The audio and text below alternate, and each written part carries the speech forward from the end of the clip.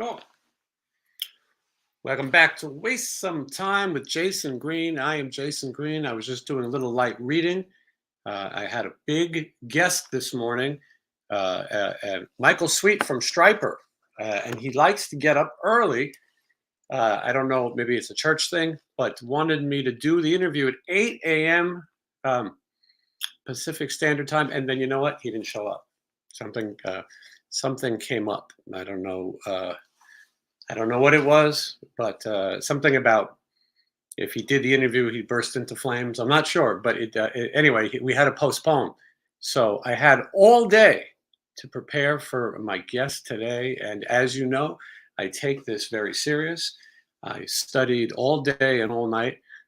My guest today is going to be Sally STEELE. You know, Sally STEELE is the publishing queen of rock and roll. For those of you who don't know, she founded Las Vegas, Vegas Rocks magazine. Vegas Rocks was an exclamation point afterwards.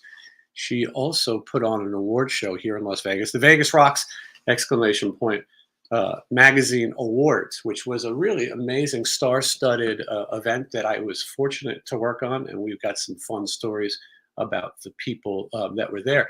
But all of that is nonsense compared to what she's here to talk about, which is Raised on Rock, the Burnette family legacy. I think I said that right. And this is a movie that's available on Amazon right now. So if you've got the Amazon, and I can't imagine you don't, this is a good time to watch the movie and help support independent film. It's not cheap and it's not easy, like many of the other things in life. And you get to be on the ground floor, so to speak. This is a great movie. I actually watched it today, in between my bitching about Striper and Michael Sweet. I watched this movie, and you know what's funny? I'm in this movie. I had no idea, but anyway, we're going to talk about a few things, and then Sally will be here. All that and more right after this. Just wanna waste some time with you.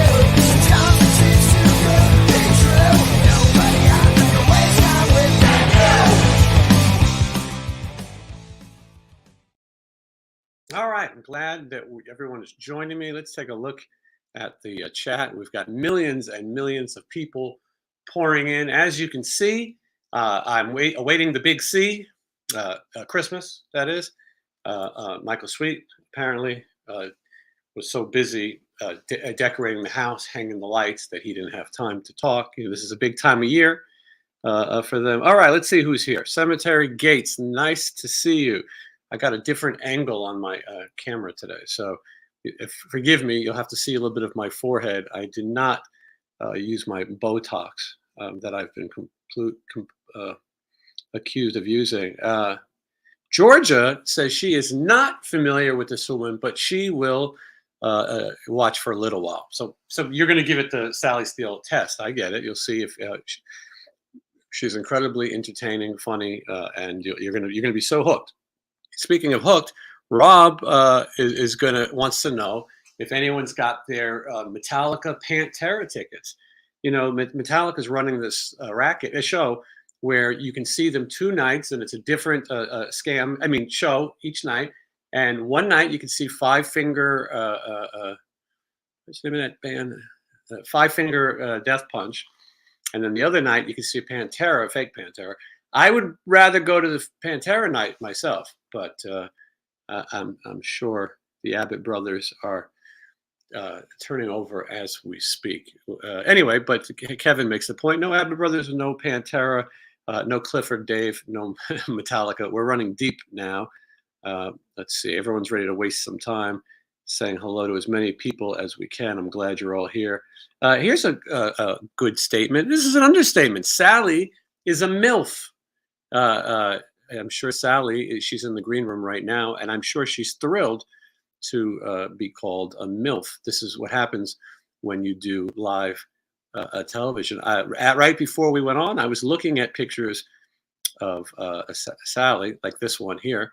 This picture is probably taken a year or so ago, and it's very, very recent. So you want to stay tuned, and Sally will tell us. She's got great stories. I can tell you that for a fact. And when Sally and I start talking, it gets funny, and we share some good laughs. I can tell you that this is probably the earliest I've spoke to Sally in quite some time. She likes to get up, or excuse me, I don't know. I don't know if Sally actually sleeps. She's a what they call a night owl. All right. Oh, here's some nice words about Sally Steele's documentary, and this is from Deuce, and it looks like. Well, anyway, Deuce says watched it last night. Rule's best documentary in the past 10 years. Well, that's great words. I enjoyed it myself, and I don't say that. I almost didn't have time to watch it. I thought, I was going to go out and join the PTL after my interview with Michael Sweet, and I didn't know if I would have time to watch Raised on Rock. Oh, hold on a second. There goes my insulin alarm. Don't be alarmed. Hold on, everybody. What a professional show. Stay where you are. I'll handle this. Hold on. Let's see.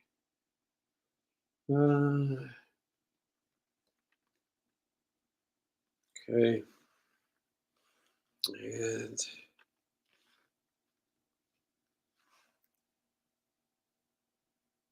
see here.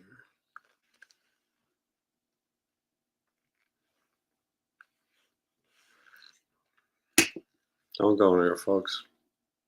Magic television.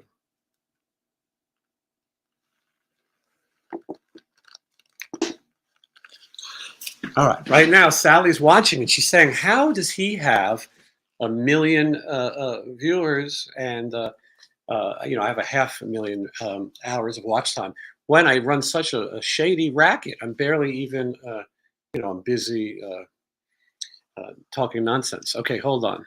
I don't want to miss. I don't want to miss a thing here. Oh, Thomas wishing us a Merry Xmas. Never too early for Merry Xmas. Anyone else has seen the movie? Please comment if you have not. Thomas Wolf pointing out that Sally Steele is beautiful. Not only is she beautiful, she is a talented person. Let's see here. All right. Right before this interview with Michael Sweet, which I was up at 8 a.m., which might as well be, that might as well be 3:30 in the morning. I don't know. It was early, and my power went out for just 1 second, a quick flash. Signed, who knows? But I thought this is like Stryper just played the whiskey, and the power went out.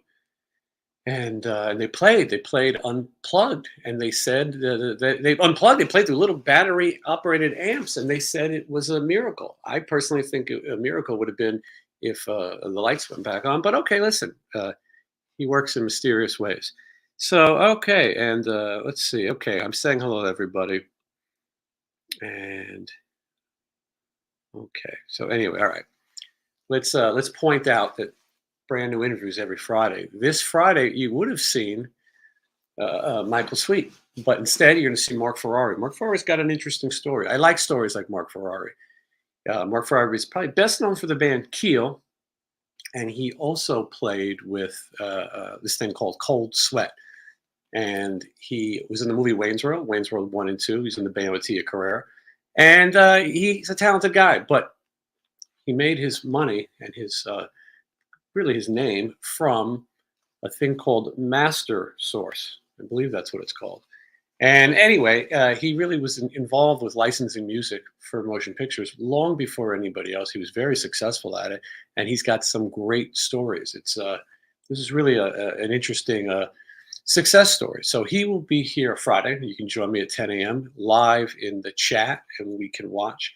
And I should thank everybody for your kind birthday wishes. There were so many people who were so nice and super chatted and tuned in for my birthday show live from the Cosmopolitan. I did go see Aerosmith that night. I know a lot of people are wondering, will I attend that show? It was great. I met a lot of nice people who watched this show at the Aerosmith show, and that was nice also. But it was great, and they played a lot of deeper tracks. They opened with, spoiler alert, they opened with "Let the Music Do the Talking." That was a little bit deep, and then I'm in deep, and then they played "Chip Away at the Stone," and it was a good mix. If you're an Aerosmith fan, they gave you a good mix of your Sorry, it was a little earthquake if you see the shaking. Good mix of 70s, 80s, 90s. I don't think those songs are from the 2000s. I don't think they. I think that they were left out. But anyway, it's good. And Joey Kramer is not there. His wife passed away, but hopefully he'll be back. That will be a good thing. But anyway, I had a great time, and they did play Seasons of Wither, and so yeah, and I'm grateful that you all tuned in. We had a great time, and so we're going to do something a little different today. I've kind of enjoyed having guests come on this. Oh, hold on, just like I said, I studied all day and prepared, and I don't even have a camera angle that I like. Now, where do you see Sally Steele? Sally Steele is in a state-of-the-art, a remote studio, working live, and she really puts effort into her show. She has a show called Sally Steele Rocks, and I think she's using like Dolby Atmos sound, and she uses Lucasfilm lighting, and it's a very professional operation, unlike this bullshit that you guys are watching. I'll point out that in 2 weeks, I will be in McHenry, Illinois. So if you're in Illinois, come out and say hello. I've been getting a lot of offers to host the show live at different places and also host other events. I'm worried that I'm going to turn into Eddie Trunk. I like Eddie Trunk, but I don't really want to come out and talk about 20 minutes about myself and then hey, give it up, and then. But listen, I am interested, and I'm grateful. So I think I'll be at a record store. I'll do the show live from a record store in Illinois, and I'm excited. Illinois has Christmas vacation lottery scratchers, $2, and a chance to win $20,000 or to be enrolled in the Jelly of the Month Club. So when I get to Illinois, that's the first thing I'm going to be looking for is that. Let's see what we have here. This is from Ronnie K, and he's got a super sticker. Thank you so much for kicking that off and supporting the channel. It's always great to receive. Let's tell Sally we're going to send her a cut, and then we won't do that. But more importantly, we'll watch her damn movie. I'll tell you what I like about the movie before Sally gets here, because I don't want to gush so much when she's here. I like that it's only an hour and 7 minutes. I told Sally that was the first thing that caught my eye. In fact, they should put it on the billboard, because some of these movies are too damn long, and this one is just right. You are going to enjoy this thing, and let's. I'm talking so much. You can catch me on the road with Stephen Piercy. Go to officialstephenpiercy.com for the tour dates. We're going to be, there's a lot of shows with Vince Neil this year. I can't say too much about it, but there will be a lot of shows. Stephen Piercy, Vince Neil, Quiet Riot will be involved in some of those. Some cool stuff that you guys are going to want to tune in. Okay, we have 108 people here. I told Sally I can't bring her in unless there's at least 100 people. Sally doesn't just get out of bed for 56 people. This woman is a star. She has a record coming out. It's crazy. She has a brand new record coming out on Cleopatra Records. A brand new record that was recorded maybe 40 years ago. I could be wrong. I don't want to age Sally, but it's a 80s record, and the music is really fun, and I think there's people are going to really enjoy it. We'll talk to her about it. She'll tell us here. Dr. Paul Shortino is here. As you know, Dr. Paul likes to give medical advice. Today, he says he can't wait for the MFK segment with Sally Steele. Yeah, I don't know if Sally's up to play. She's a pretty good sport. She might play.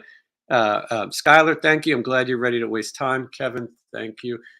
We're having a good time. We're getting the crowd on their feet, and we're going to talk to Sally in just a second. Anyway, like I said, come out, see me at some of these appearances. Johnny Monaco will be with me as well. And as we take this dog and pony show on the road, a lot of dates next year. I could say that right now we're off to 50 shows or more. It's going to be a busy year. And fortunately, I'm able to do all of this. Okay, let's listen. Did I give a big enough introduction to Sally Steele? So I watched this movie. It's called Raised on Rock, The Burnette Family Legacy. Some of you are saying, what the hell is it? What is this all about? How is it that the publishing queen of rock and roll, is now directing movies, right? And then you're probably thinking, but they let anybody do that, and that's a possibility. But not everybody can do it well. Not everybody can get a distribution deal, win awards. Sally Steele is an award winner now. It's a nice thing. Anyway, she'll tell us more about the Burnette family. I'll be honest. So I apparently I worked on this a little bit. I don't think I did anything. I think I was just there. I did introduce Sally Steele, as you'll see in this movie. I did a better job than I'm doing right now, but you'll see it. And she had this idea to reunite the Burnette family, which are a legendary music family. And they legendarily don't really get along, or some people don't even know where they are. Sally set out to find where they were first, and then it became such an interesting story that she wanted to reunite them and make this documentary. And this was a passion project for her. These things aren't easy, and she put a lot of time and a lot of money into it. And now she's probably broadcasting from the street, shirtless, because when you put all your money into things, sometimes you lose your shirt. But it's a passion project, and Sally is one of the most passionate people I know. So let's welcome the publishing queen of rock and roll and the director of what's the name of that fucking movie, the Burnette Family Legacy, Raised on Rock, then the Burnette Family Legacy. Sally Steele. How about that, Sally? Jason, am I ever going to get to talk? That's what I wanted to know. Like, when is this guy going to stop talking and wasting time? I know you didn't get the title, huh? Sally, since I started this show back when I had, a million hours of watch time or whatever, I wanted to have you on. I've wanted to have you on for quite some time.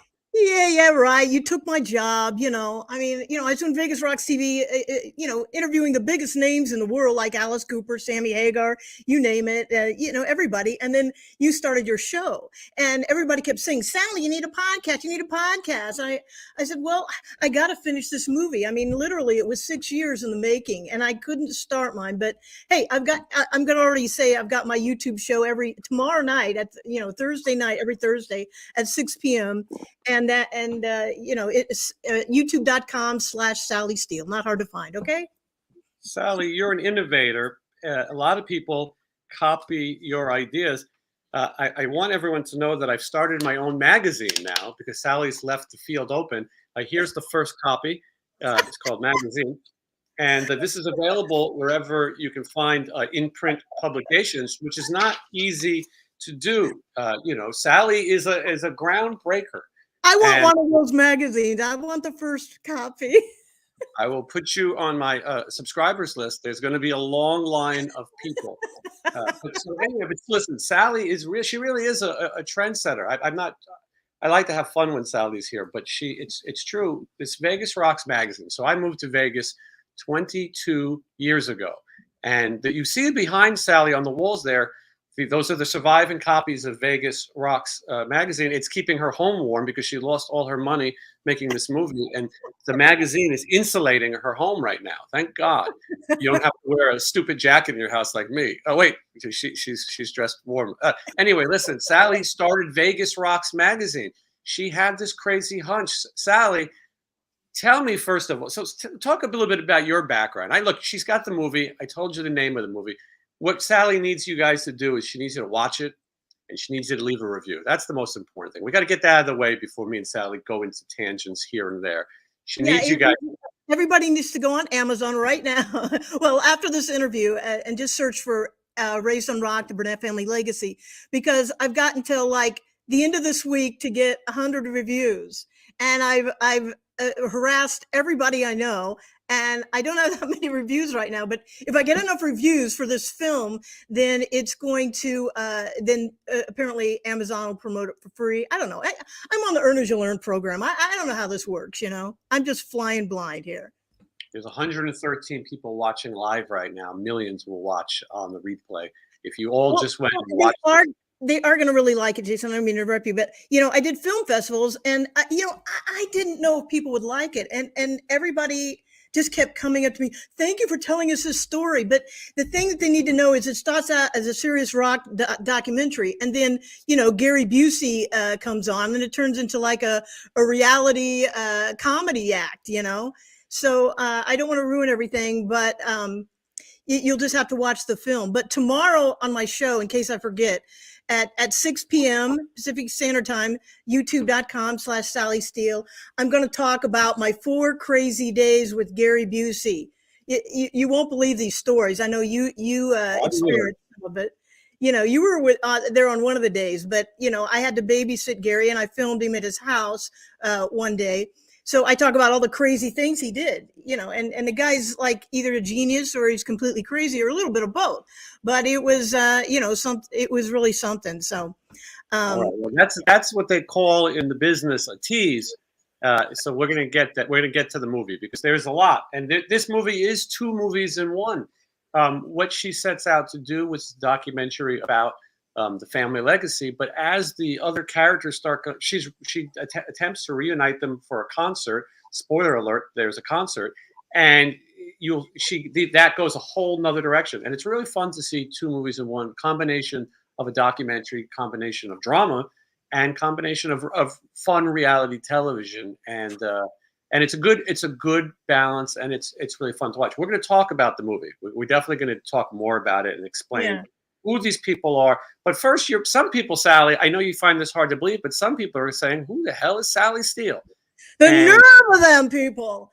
I know. I've been killing myself since the 80s trying to be famous, you know, and you talked about, I did just get a record deal from Cleopatra Records. Brian Pereira, the company, he just happened to come across my 80s videos, and one of them was on MTV.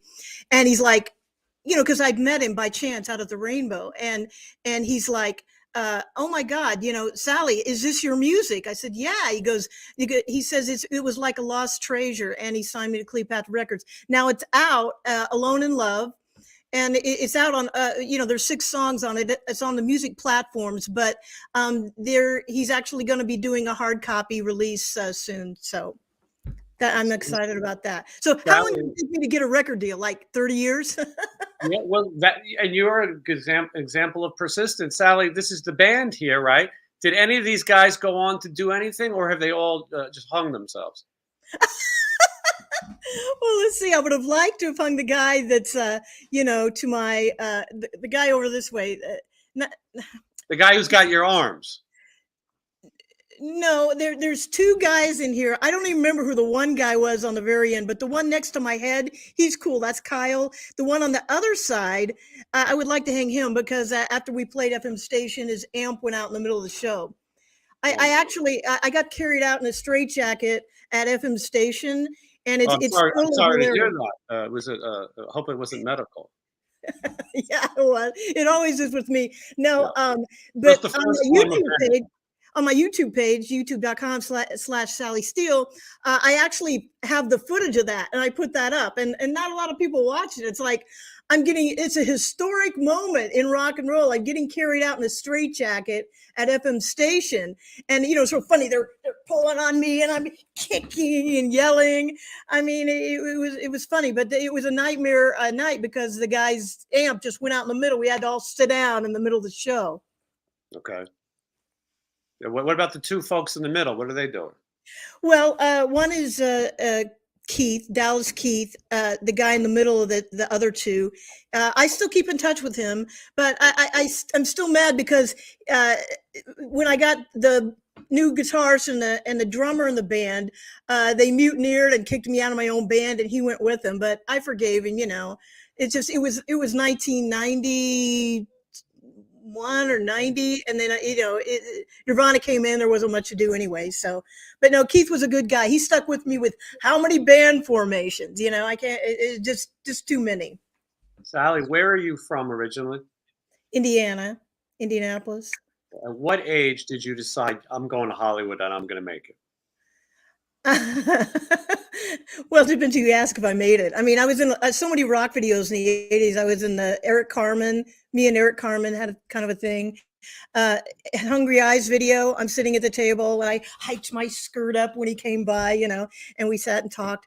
I was in the Duke Jupiter. I had the lead in that one, Little Lady, and you know, Bruce Willis, Respect Yourself. I worked with him. I was in so many rock videos, but a lot of them I didn't get seen in, like the Raspberry Parade, because I was hiding because I didn't want to dance. Um, but I was like one of those outcasts, like lonely kids that had a lot of time on their hands. So you're asking me what age? So like maybe 6, because I was just alone. It's like nobody pays any attention to me. I'm all alone, and I just had my head down. I never picked my head up, and I never had any friends. I still don't, but nothing has changed, you know.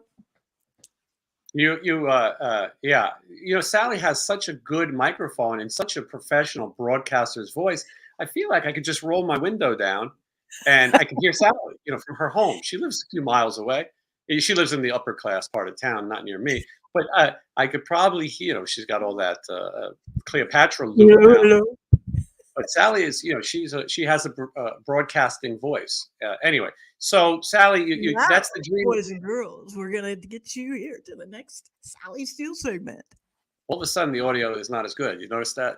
So Sally, Indiana, that's a big place of people. A lot of talented people left Indiana. Axl Rose, Izzy Stradlin for two, to come to LA, to the big city. What made you go, and where were you going? Did you have somewhere to stay?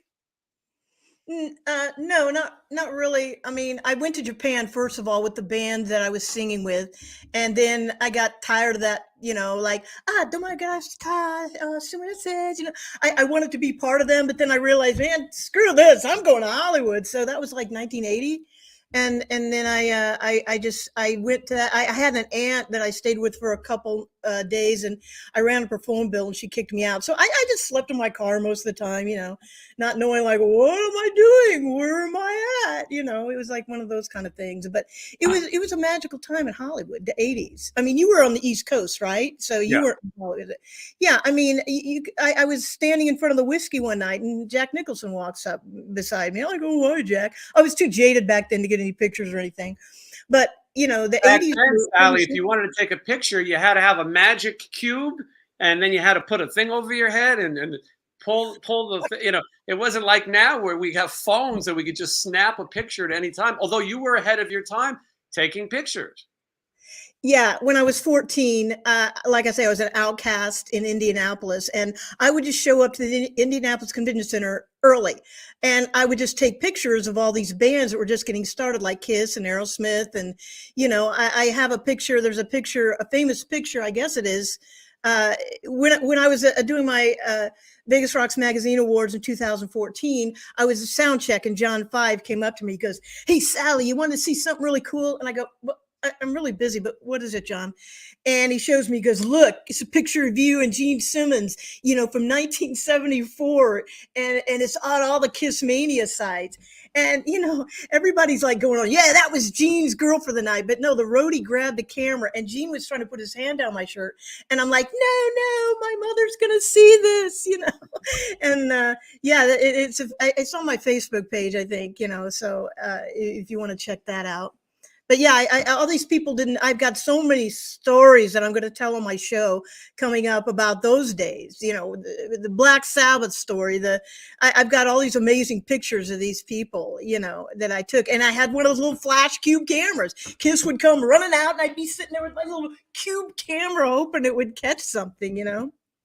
People wonder why we like famous people so much. It's because they're so much better than us. They're much more entertaining. And why would we want to hang out with normal people? Yeah, the beautiful people. I'm still trying to be one of those. Hey, did we lose out the crowd? I can't see like who's on here yet. How many people are on here? 106 people right now. 3 of them fell ill, but otherwise we're still getting massive numbers. So, Okay.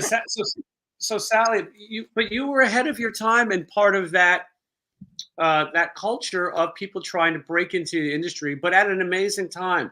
The people that you encounter, it's never going to happen. Now, you standing outside the whiskey, you would see some jackass reality, some TikToker. It's not the same as seeing Jack Nicholson or the other people. You have a book as well, Sally. Is that still available?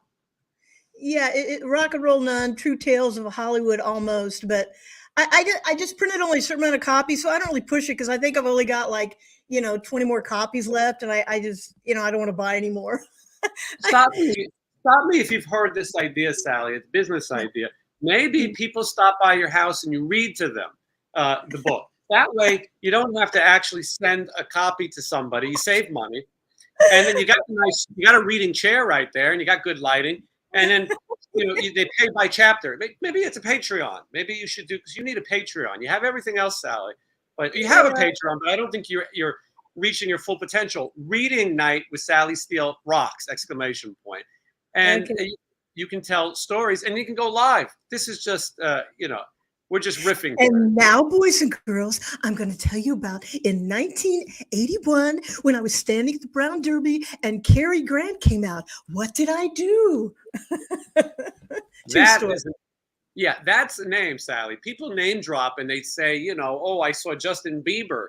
You saw Cary Grant. I mean, yeah, he was walking out, and I was an idiot. I didn't take a picture again. I just sit there looking at him like, and it's just me standing there. He's looking at me. He's looking at me and looking at me and walking to the limo like, what does this crazy chick that looks like a rocker hooker want, But yeah, I mean, I was there, Sammy Davis Jr. came walking out of the Elizabeth Taylor's birthday party in Beverly Hills because I saw a bunch of photographers and I took pictures of him, but I could have gotten a picture with him. It's like, I want to kill myself because he was just standing there talking to me. And, I could have gotten a picture with Sammy Davis Jr. I'm really upset at myself. I've done that a lot. I just take a picture of people and then I walk away.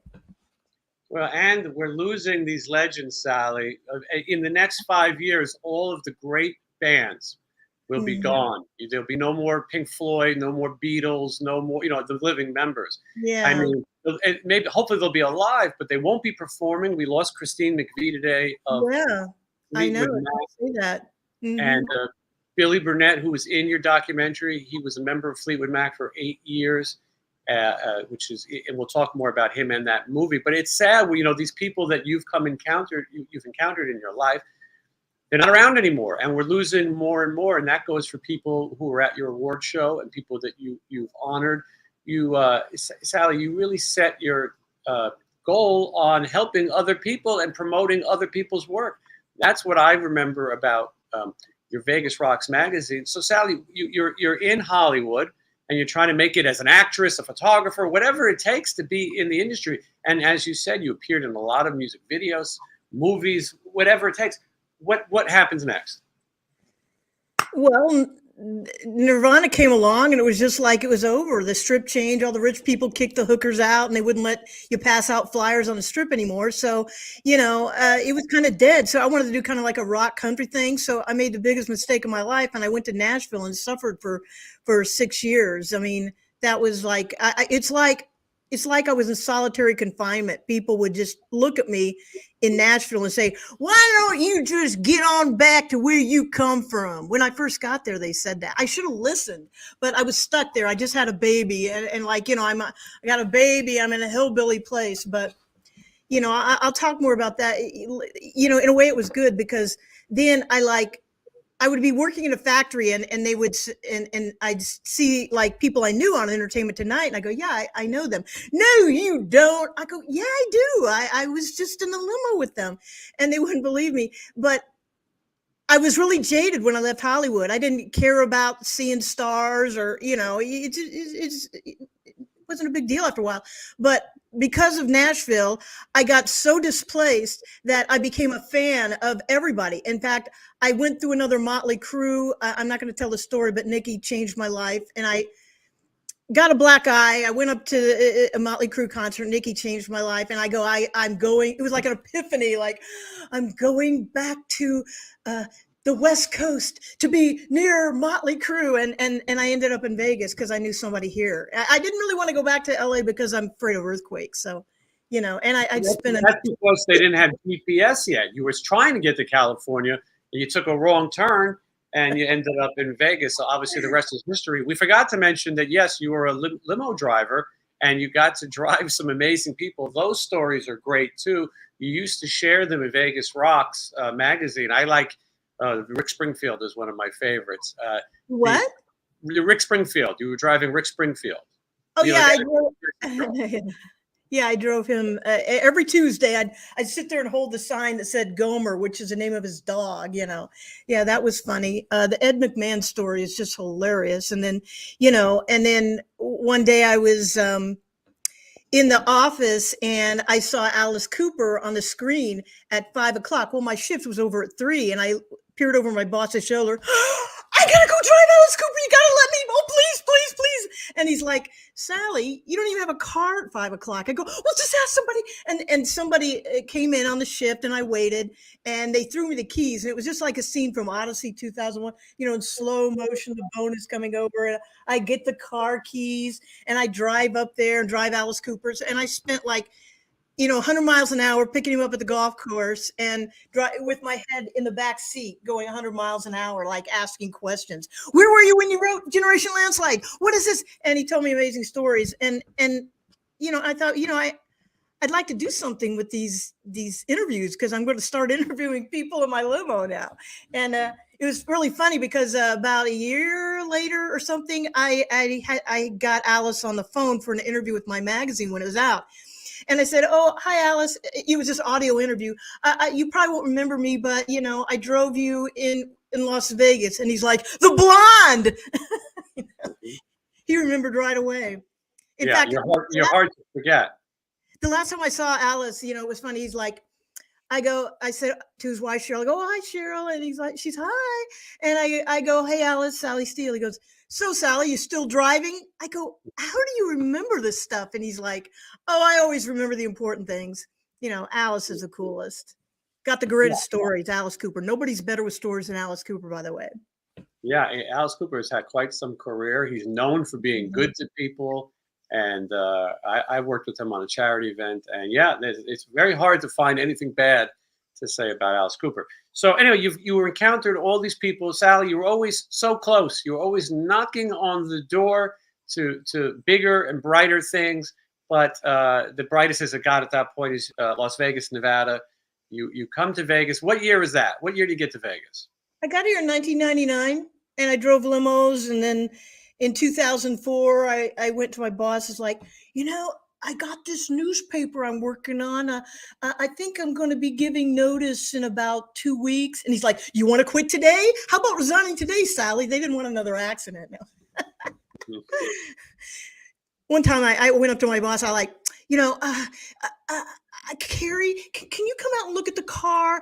Just peek out the doorway. It's not really too bad. And my boss, he just got, and the limousine's like way down at the end of the parking lot. And he just looks out the door and he's like, doggone it, Sally, can't you quit running into things? So he was glad that I decided to resign. To move on to brighter pastures. I moved to Vegas December 31st, 1999. They called it Y2K. Remember, everyone was scared that the computers were going to go off and the world was going to end. So it was easy to get a plane ticket. It was very cheap because everyone was scared. If you're on the plane, all the planes are going to crash because of this Y2K. And then, of course, nothing happened. So as I was in Vegas, as the years went on, I would see Vegas Rocks magazine all over the place, the magazine that's behind Sally on the wall. And I always say, Sally, I say you're a hustler. You really worked it. Getting that magazine out, there has been so many people who tried. There was imitators. There was all kinds of other publications. No one lasted or had the longevity that you did. You worked so hard to get that magazine out.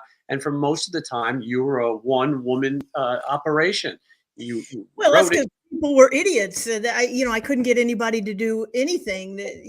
But the print magazine lasted for 17 years. Am I not like 17 years? And it's now on VegasRocks.com as it was then. So it's only online because I'm just too damn busy to do a print magazine. But I left when I wanted to. I never wanted to leave because somebody didn't pay me or there was a problem. But, I left because I wanted to work on this film. My heart wasn't into writing stories and killing myself day and night. For 16 years, I didn't breathe. That magazine, deadline. It was a nightmare, and I would have interviews coming out of my ears with the biggest stars and everything. So, And And it was funny because the other day you said somebody asked you on YouTube, why doesn't Sally do her own interview show? It's like, where you been, people? YouTube.com/Sally Steele. I've got hundreds of videos on there with huge names. So You take got a to look. go over and. I really didn't start working on it. I really didn't start promoting the page until 6 months ago. So and when I started doing my weekly show. So and I was trying to copy you. Listen, Sally, if it's successful, I want people to know that I gave you all of my secrets, or some of my secrets, and Sally and I were training on the lives. She would tell me, she would say, "I don't have my makeup on, so I want you to help me, but you have to cover your eyes." And I did. I said, "Okay, Sally, now push this button." As we would discuss this at 4 a.m., the secrets of YouTube and live streaming. You've got it down. Oh yeah, I remember now. Yeah. You got it we down. went live. Yeah. Yeah. Oh, And so Sally has a live show on YouTube. It's on every Thursday at 6 o'clock. yeah. Tomorrow night, I'm going to talk about all the crazy things I did with Gary Busey. I'm not going to give away why he had a meltdown on the red carpet, but I am going to talk about, the things behind the scenes, like mostly like just all the nutty things and what he did. It's really funny. So tune in tomorrow. I'm going to give you, before we get out of here, I'm going to tell you the nutty run-in I had with him at your show. Where we take the Pepsi challenge, more or less. This is ridiculous. He does throw a fit. A spoiler alert.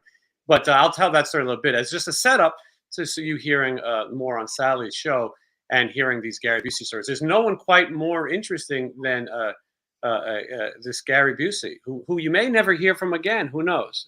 He's a controversial. Yeah, he's in trouble. So this could very well be Gary Busey's last film. Another reason to go on Amazon and watch my film and leave a review. I'm running out of time. You know what I feel like, Jason? You when I told you I need all these reviews by the end of the week.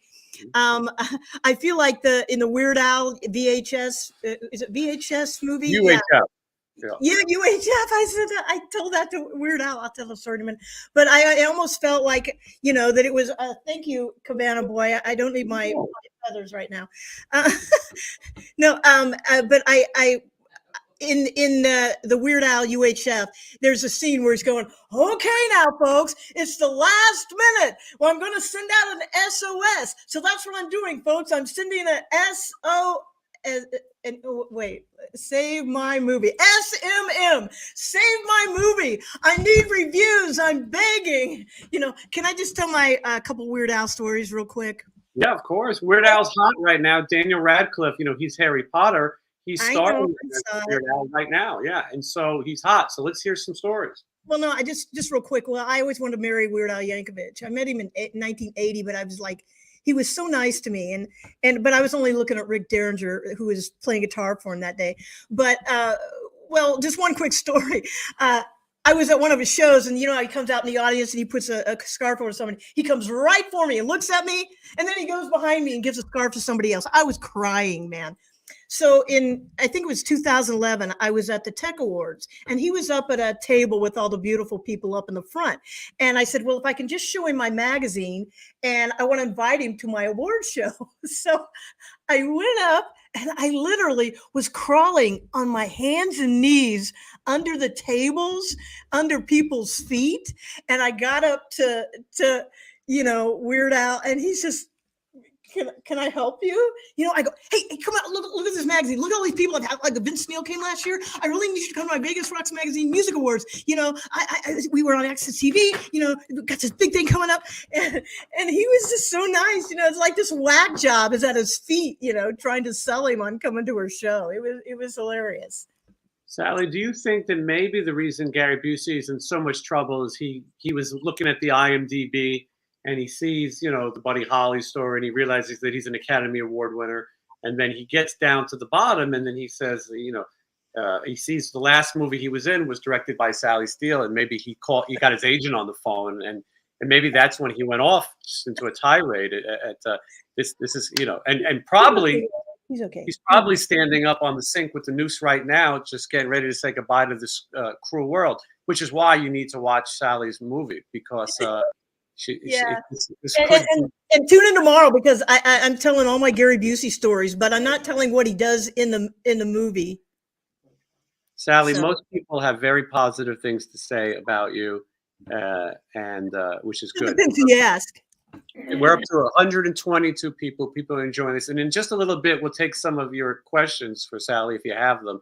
Otherwise, Sally and I are going to talk about the Vegas Rocks Magazine Awards in a minute, which is insane. And the Oh names. my God. Yeah. Tell that story. You know, my first Vegas Rocks, one of the things I wanted to do was bring attention to like rock stars that weren't getting any recognition. So I says, it was, I don't want to tell you how it came about. It's too long a story, but I said, I'm going to do an award show.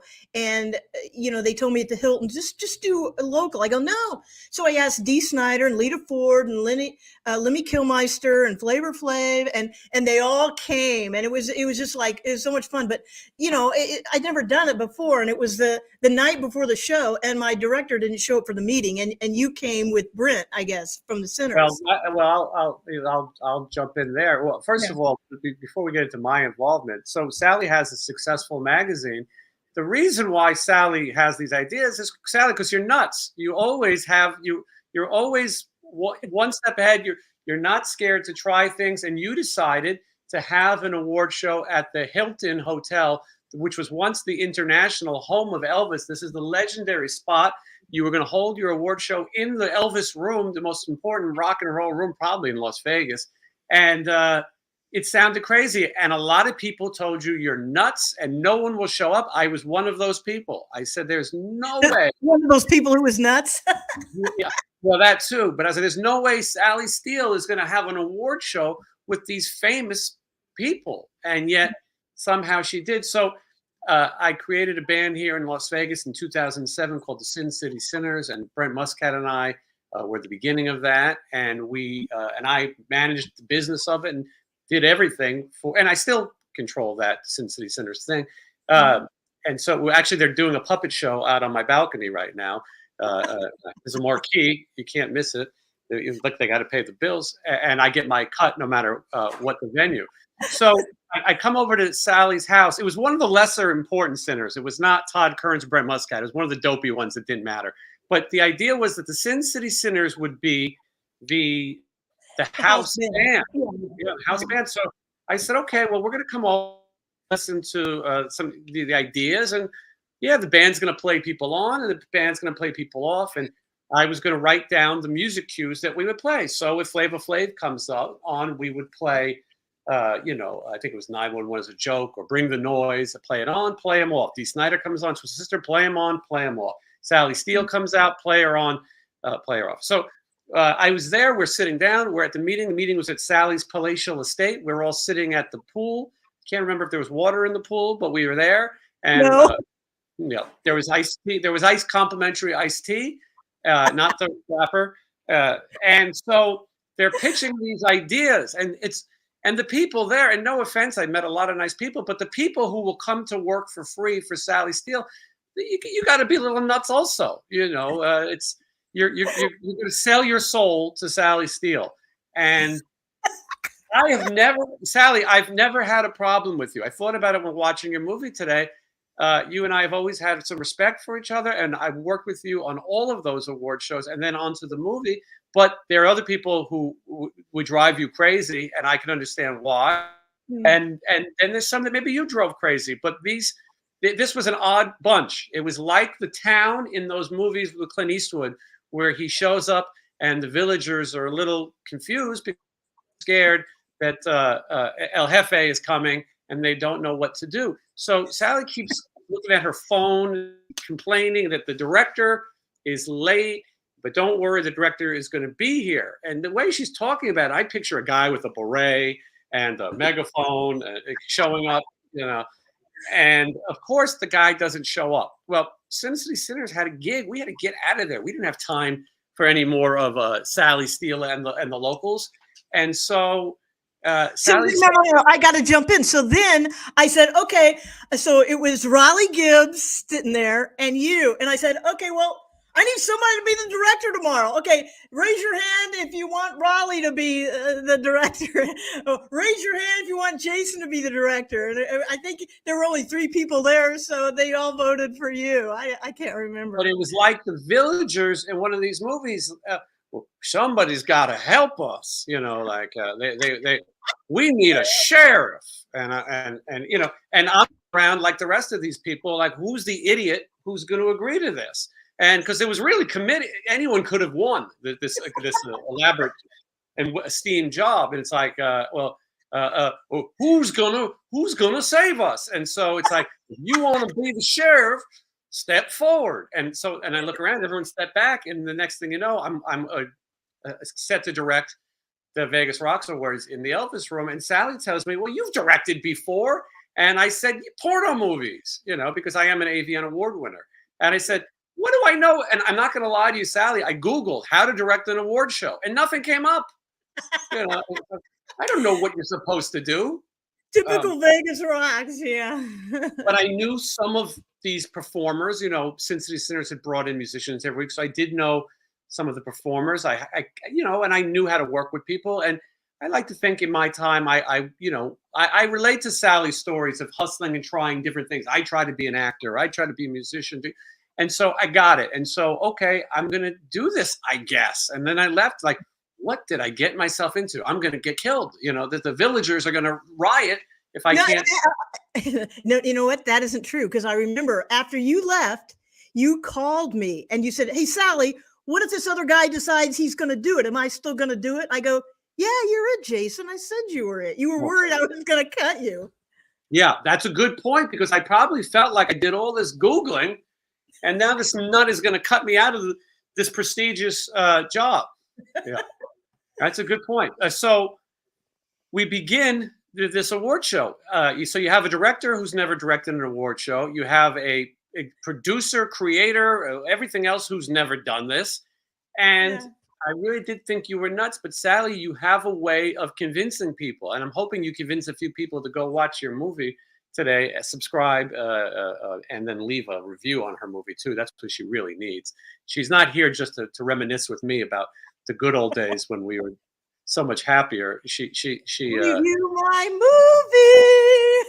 She's here to get you to watch this movie, which I listen, I do recommend. I wasn't sure I was going to have. I wasn't sure I was going to have time, but I watched it. So anyway, Sally Steele gets all these legendary people to do the very first Vegas Rocks Music Awards. I'm going to be honest, this is all a little bit of a blur to me, because it was crazy. And we did how many, Sally? 4 of them? 5? No, 6. We did 6. See, I skipped. One of them was a little rough. But I every year, and Sally, and you're a loyal person. And, every year Sally would have me come back. She's a superstitious person too. And so we had a good relationship over these things. And every year I would come back. I have so many memories. My memories all kind of run together though. But I remember guys working at the Hilton who worked there when Elvis was there. They had these 100-year-old, crew guys who've been there since the beginning. And they would tell you, this is the spot that Elvis stood in, and this is where, whatever. And I can tell you that I remember, and I'll tell you a couple of the stories. One year you had Sebastian Bach. I think that might have been the first year. No, that was the second, 2011. Second year. And Sebastian Bach was going through a breakup, and he was having some tough times. And he was drinking a little bit of wine. He likes a little wine every now and then. I like Sebastian. He lives here in town. And I remember the band was going to do a song with him, and he was going to do an Ozzy song. And I asked the band, what key are you guys playing in? And it was John 5 and Steve Stevens, maybe. It was some big shots.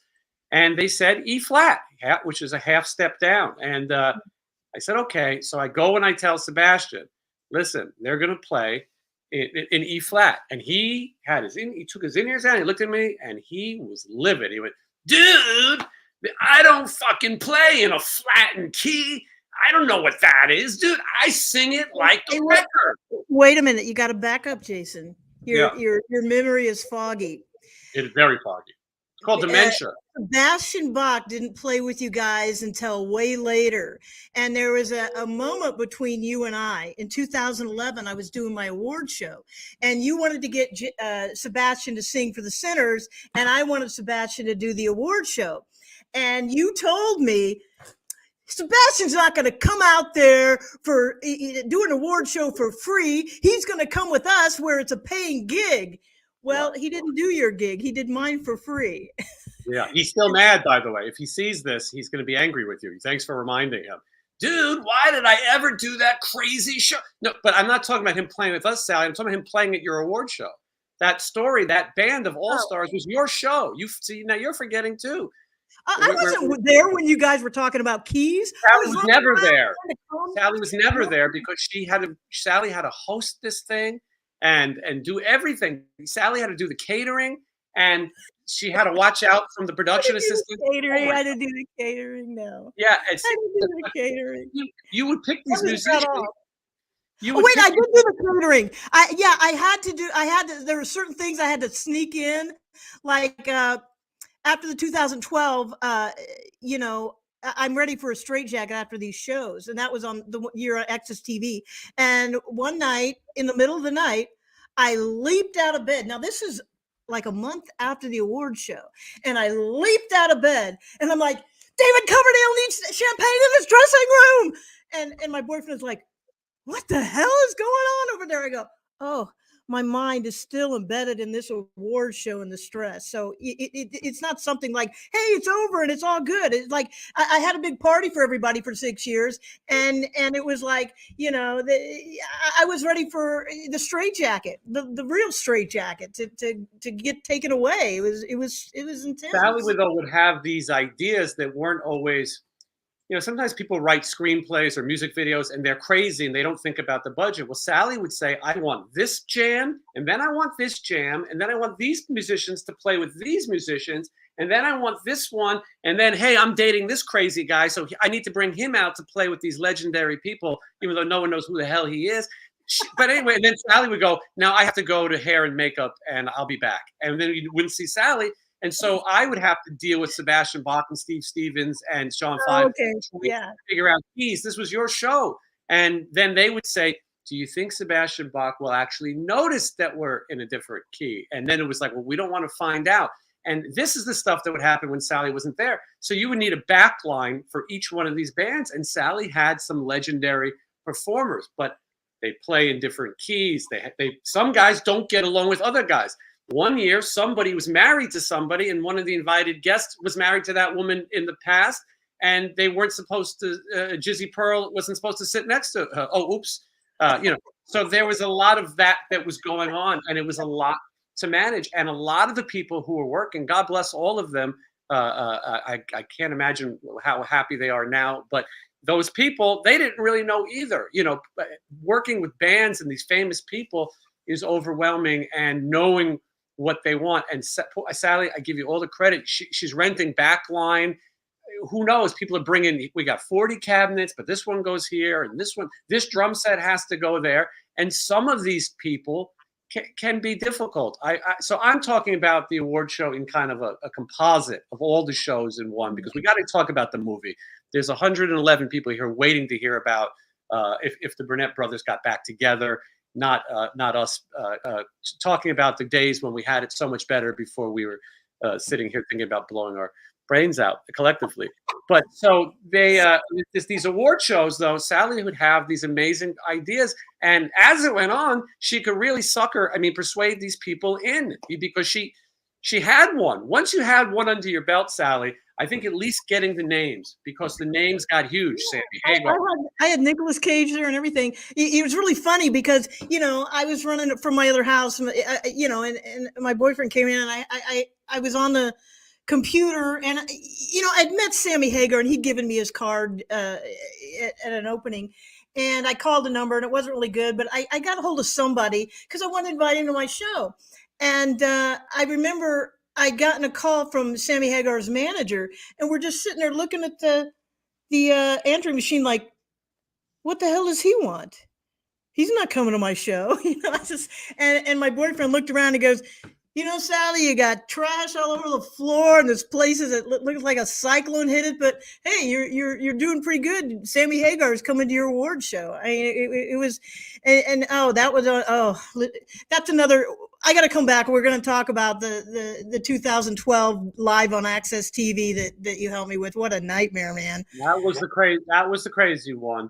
Mm-hmm. It was great that it was on Access TV. The caliber of celebrities was definitely up. But the end, yeah. So at one point you moved to the Hard Rock Hotel, the Joint, a great venue. Another year you went to the Palms Hotel and the Pearl. Can I just say something publicly? Yeah. And I love David Coverdale, and I really I'm so happy he came to my awards. But you know, he really hurt my feelings because he came there and he filmed all this stuff, and he did like a special David Coverdale gets an award and stuff like this. And the special thanks at the end of the show, my name was at the very bottom. Oh, thanks, Sally Steele. And you know, that really hurt my feelings. I paid for all this shit. I put all these people together. I paid for plane fares. I brought everybody in and organized everything for months and months. You had a makeup artist. Yeah. Yeah, and I took him around to the TV stations to do interviews. So yeah, it kind of hurt my feelings. You know, it's like I never get the recognition I deserve. That's a story of my life. It's a story of my life. I get no respect. You know, like. Well, I'm sure he's watching right now from his palatial kingdom, and he's taking the message. He's taking the message to heart. Now he's telling them, draw the drawbridge, fill the moat, get the alligators ready in case Sally Steele tries to come back. But so yeah, there was some amazing celebrities. I mean, this was a big event, and part of the thing was a lot of times if it was somebody particularly famous, Sally would tell me, "Do you mind going and dealing with them?" Because I think she knew that I wasn't going to fan them, and I knew who they were. But one time she goes, "Hey, can you go meet John Anderson?" I went, "Oh my God, the legendary John Anderson of Yes." She goes, "You know what he looks like, right?" I said, "Of course." And I walked away and I Googled John Anderson. I said, "What the fuck does this guy look like nowadays?" And then I see him and I go, "That's not the owner of A Lonely Heart. What happened to this guy?" Anyway, he was incredibly nice. Carl Palmer was there that same year. Another guy who was incredibly nice. That same year, I believe, Michael Schenker was there, one of those years. That was 2012, yeah. And so Michael Schenker had someone with him, says, "You got to get him his passes. He has to have his passes and his tickets and his keys." And I bring it to Michael Schenker, and he's so happy and relieved that he got it. And 10 minutes later, he lost everything somehow. And his assistant or his wife or someone says, "You can't give him anything." And later, George Lynch once told me, Michael Schenker is so paranoid that he would hide the tour bus key in his rectum. He would hide it in his rectum. No way. I don't know if it's true, but could you imagine if it is? And blame George if it's not. But so Michael Schenker was a character, but you were on it. And then Sally, there was younger bands, the band called Dead Sarah's one that comes to mind, that you were really on before other people and getting them involved in the show. Sometimes people thought you were crazy. I'm sure there's 115. Some of them think it now, but you would want to mix it. You wanted to support the local scene too, which everyone would have told you that you're nuts, that Vegas rocks. Why are you helping these ungrateful bands? And and that was true. Remember, you said like there were fights in the restroom. The local bands all hated each other. And you know, if I put one local band in the magazine, somebody throw the magazines out at Zia Records. You know, and after the very last show, I had the tribute band category, and I just got rid of all local bands. They were just such a problem, you know. And I just had celebrities, and I had even more celebrities, you know. The last one was Scorpions, and Twisted Sister did their final show with the late Frankie Banali on drums. AJ Pirro had passed away, and so what an amazing moment that was to see Frankie play with Twisted Sister. Last time Twisted Sister played Vegas, one of the few last times they would play in the United States. Yeah. Chris Angel was there and presented the award to Twisted Sister. He's from Long Island, as they are. And Doro Pesh. There was so many cool people, but you would keep a balance. Even you know, you'd have Pretty Boy Floyd and Winger. Every year, you really try to get as many people in and give them exposure. You really did support the artist. This wasn't just this vanity thing.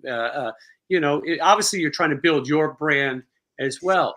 The next one will be a vanity thing, because I should have said Sally Steele's Vegas Rocks Magazine Music Awards, So I am going to have another one, but I'm superstitious. Like I told you, I don't have them on an odd year. I'm going to attempt to do another one in 2024, and you're going to be there, right, Jason? God willing, I have to ask Michael Sweet what he thinks if he shows up. But the next one's going to be called the Sally Steele Rocks Awards, and each award is going to go to Sally Steele. Each category: best publisher, best filmmaker, and Sally will do an outfit change, and then she'll come out and she'll accept the award. One of the things I remember, Sally, about that first show, one of your friends and workers and employees assaulted you, Sally, right before the show, right? Sally's trying to forget. Someone attacked one of your employees, got angry, and she raised her hands to you, Sally. It was crazy. It was like 10 seconds to showtime. And people were just so incompetent. I'd have them do the simplest thing, like, okay, give these passes to the press people. And these are the press tickets. And I guess she just threw it away because they all went to the balcony and some of them don't even speak to me to this day. How could you put us all in the balcony? Or I would tell somebody, you need to sit the crowd here and do this. It was just, or give these, the tickets would be alphabetical. Well, they're not here. They're not here. I'm trying to put my makeup, trying to get down there. They're not here. And after the show is over, I go into the binder and here they are. I just don't know. Sally, are you saying not talking to you is an option? I had no idea. They got the short end of the stick again in this award business. But Sally, you couldn't say it better, and it's starting to come back to me. These people didn't know who the celebrities looked like. So what would happen is someone would have to get an award, and the idea was you would have the person waiting backstage, or if that person had to perform, you'd have them. But it was like really, like you don't know who Dee Snider is, or if you don't know what Vince Neil or Flavor Flav was the only minority in that room. Otis Day was there. Otis Day, the great Otis Day. That you brought out so many fun people like that. I remember we played Shout, Otis Day from the great Animal House. Mind if we dance with Yo Dates? And yeah, it's like Christmas parties. He always comes. I always look forward to seeing him. I always look forward to seeing Otis at the Christmas party. He also would be the only minority there. Sally lives at a whites only ranch, and they make an exception for Otis or Flav. She sneaks them in. It's a country club. Vegas is not. Vegas was one of the last cities to really get with it. If it wasn't for Sammy Davis Jr., we'd still probably have segregation in this town. But anyway, so these people didn't know what anybody looked like. I would have to direct the show and then jump off the stage, go find somebody, pull them into another seat, and it became you just like you tell the people, well, they're right there, go get them. And it was a nightmare. One time you saved me, Jason. It was in 2013. I'm getting ready to, James Kotak is co-hosting it with me, and I'm getting ready to go on stage, and I had a microphone, and I'm like, well, where's James' microphone? And I don't know what kind of miracle you pulled off, but you found another microphone just a second before we started.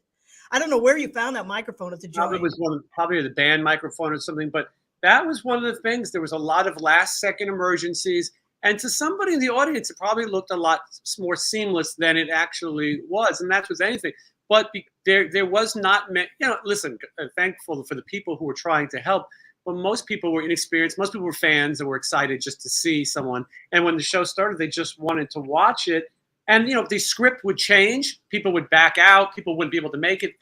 And so it's an evolving thing. And once the show would start, we're off to the races. And it has to go on. You can't have a dead but that's not true, because the live show in 2012, I got somebody who'd written me and is like, hey, look at the way you talk to David Coverdale. All I said was I was happy to see him there. He goes, and you took forever to come out of the curtain. And I couldn't get out of the curtain at the joint. It was like, you guys kept playing and playing, and it was live, and then they would flip over to you and the centers and playing, and Sammy went up there, and I couldn't get out of the curtain. And this lady that Access TV gave me, she couldn't figure it out, and all of a sudden a man appeared in the smoke, like on the side of the stage, and it's just like, I swear he was just like a vision. He goes, "You split the seam and you go through the curtain." I go, "Okay, thank you." And he was gone. I swear he wasn't even real. So we had to peel apart the curtain to slide through and come out there. I was a nervous wreck, man. That was the ghost of Penny Youngman. Yes, in the crowd, like we're pushing on the curtain, and everybody thinks I was just trying to keep everybody waiting, but it wasn't it. I couldn't get out of the damn curtain. Yeah, it was. These shows were quite the experience, and sometimes people had Scorpions were there. They were in town for residency. They had a limited time each year. And maybe by the second year, Sally asked me to do like a little audience warm up.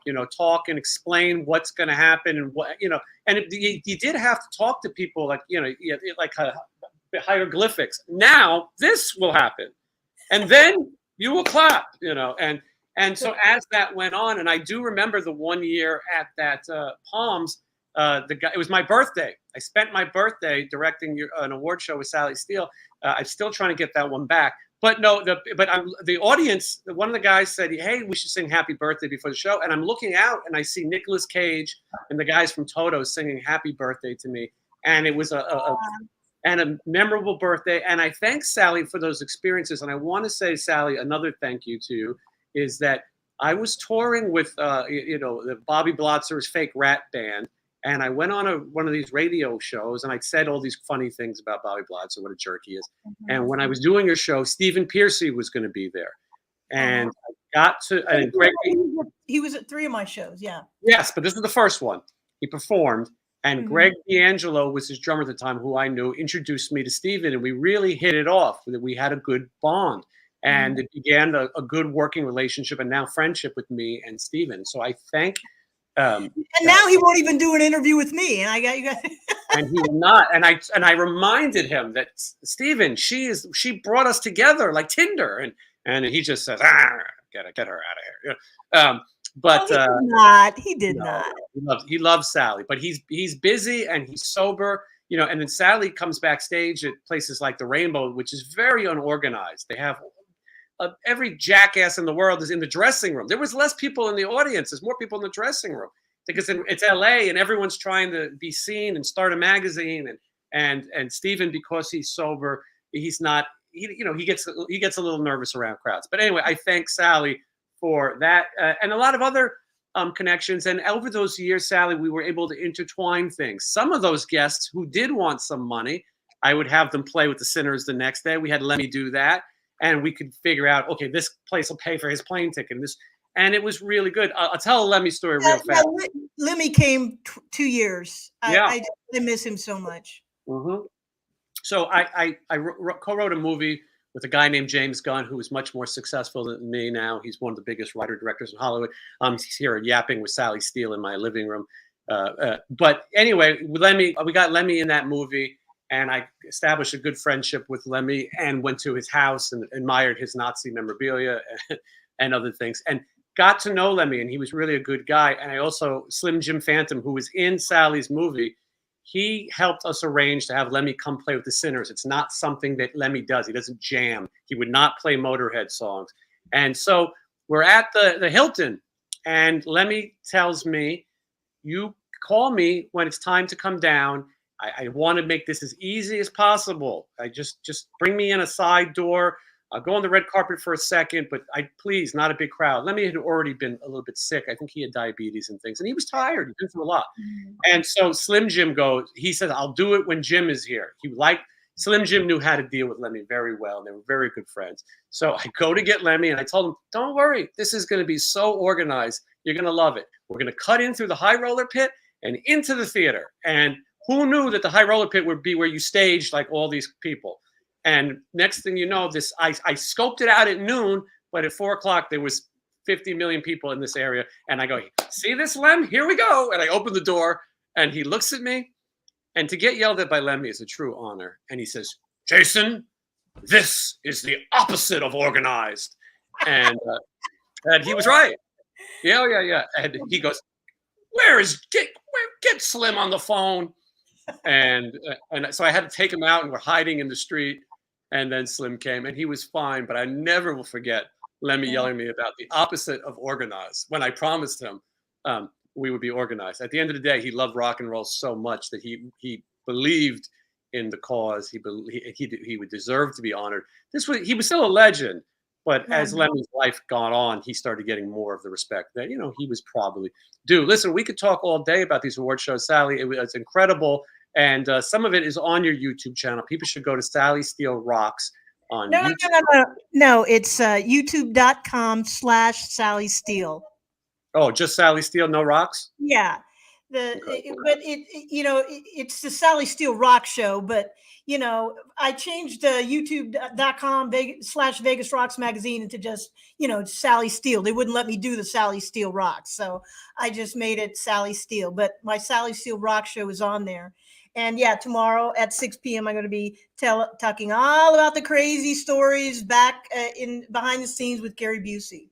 So Sally wrote me into all these things. I was honored to be part of it. The Christmas party, it was very important that I go to these super spreader, parties and mingle with the others. But it was also very important that I brought some like a snack. One year we brought an empty box because we got there and we go, oh shit, Sally always says it's potluck. We got to bring something. And my friends go, I got this empty box of donuts in the car, but there's no donut. I go, just act like you're carrying it in. And Sally won't notice, and then go to the table. Everyone else brought some shit, and then we'll go have a drink with Otis, and then everyone will jump into Sally's empty pool. So anyway, I've it's been a good friendship, and I tell you, Sally, as crazy as all those shows were, at the end of them, I was always happy to have worked with you and be friends with you, and see and help you see your goals through. We're all in it together. So then Sally says, I'm making a movie. I'm done with this Vegas bullshit and these local hacks. I'm a filmmaker. And I'm thinking, Sally's nuts. She's flipped her cheetah hat. She's out of her mind making a movie. What movie is Sally Steele making? It's top secret. I can't tell you. Well, here's the thing. Everybody kept saying, hey, I heard you doing a documentary on Kiss, or I heard you doing a documentary on Rat. But the point was, I discovered the most amazing story that I said, I've got to bring these guys together. If I can do this, it's going to be an amazing movie. And it's this amazing story that nobody knows. When I went to Film Pencils, everybody kept saying, oh, thank you for telling the story. Thank you, Sally. And did Gary Busey get his money? They'd always ask me that. So, it was something else. And, it's not the usual documentary. Like I say, it starts out very serious, and then it just goes with Gary Busey. It goes into another direction. So Sally told me a little bit about she was traveling to make this movie. The Burnette family is located all over the country in different places, and so Sally was traveling, but she didn't want anyone to know. And I understand you don't want anyone to get the idea and run with it. Or this is a family that doesn't get along very well, and you don't want one to leak it to the other one. There's a lot that goes into it. So Sally was very vague about what she was doing. And at one point she told me, I want you to do the same thing you do for the award show. And she says, I don't really know if there's a job for you, but I want you there and we'll do something. And what that ended up being was really the climax of this movie, the big ending. We won't give it all away, obviously, because we want people to go watch right now and make sure that you write a short review. You don't have to say it. Yeah, and you did so good, Jason. I was really proud of you. And a lot of the things was this movie was being filmed and created as it went along. I didn't know what was going to happen. I didn't know who I was going to get on here. I didn't know, it was just, flying by the seat of my pants kind of thing, my first documentary. So, yeah, but yeah, you did really good. I was really proud of you, Jason. Well, thank you. But Sally, so you were really a fan of Rocky Burnette. There was a song when you were young that you really loved of Rocky Burnette, and you always wondered what became of him. And turned out that he was playing here in Las Vegas. They do a thing called Viva, which is the real big rockabilly fest. And is that the first time you met him?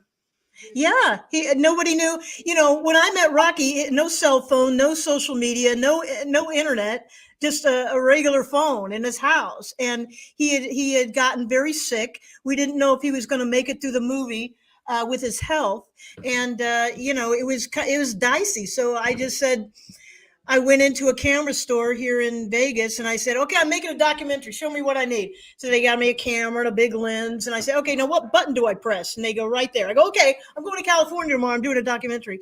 I got out right away when Rocky agreed to do it because, you know, at that show, that was Rocky's last performance. He's very ill. He's getting ready to go into hospice. And I love him to death. I talk to him quite a bit. And I really, I miss him, and I pray for him every day. He was a special, special person in my life. He said that the night that he met me, he shook my hand. He felt electricity go up his arm, and he said I that. did too. I did too because I thought you were trying to electrocute me. But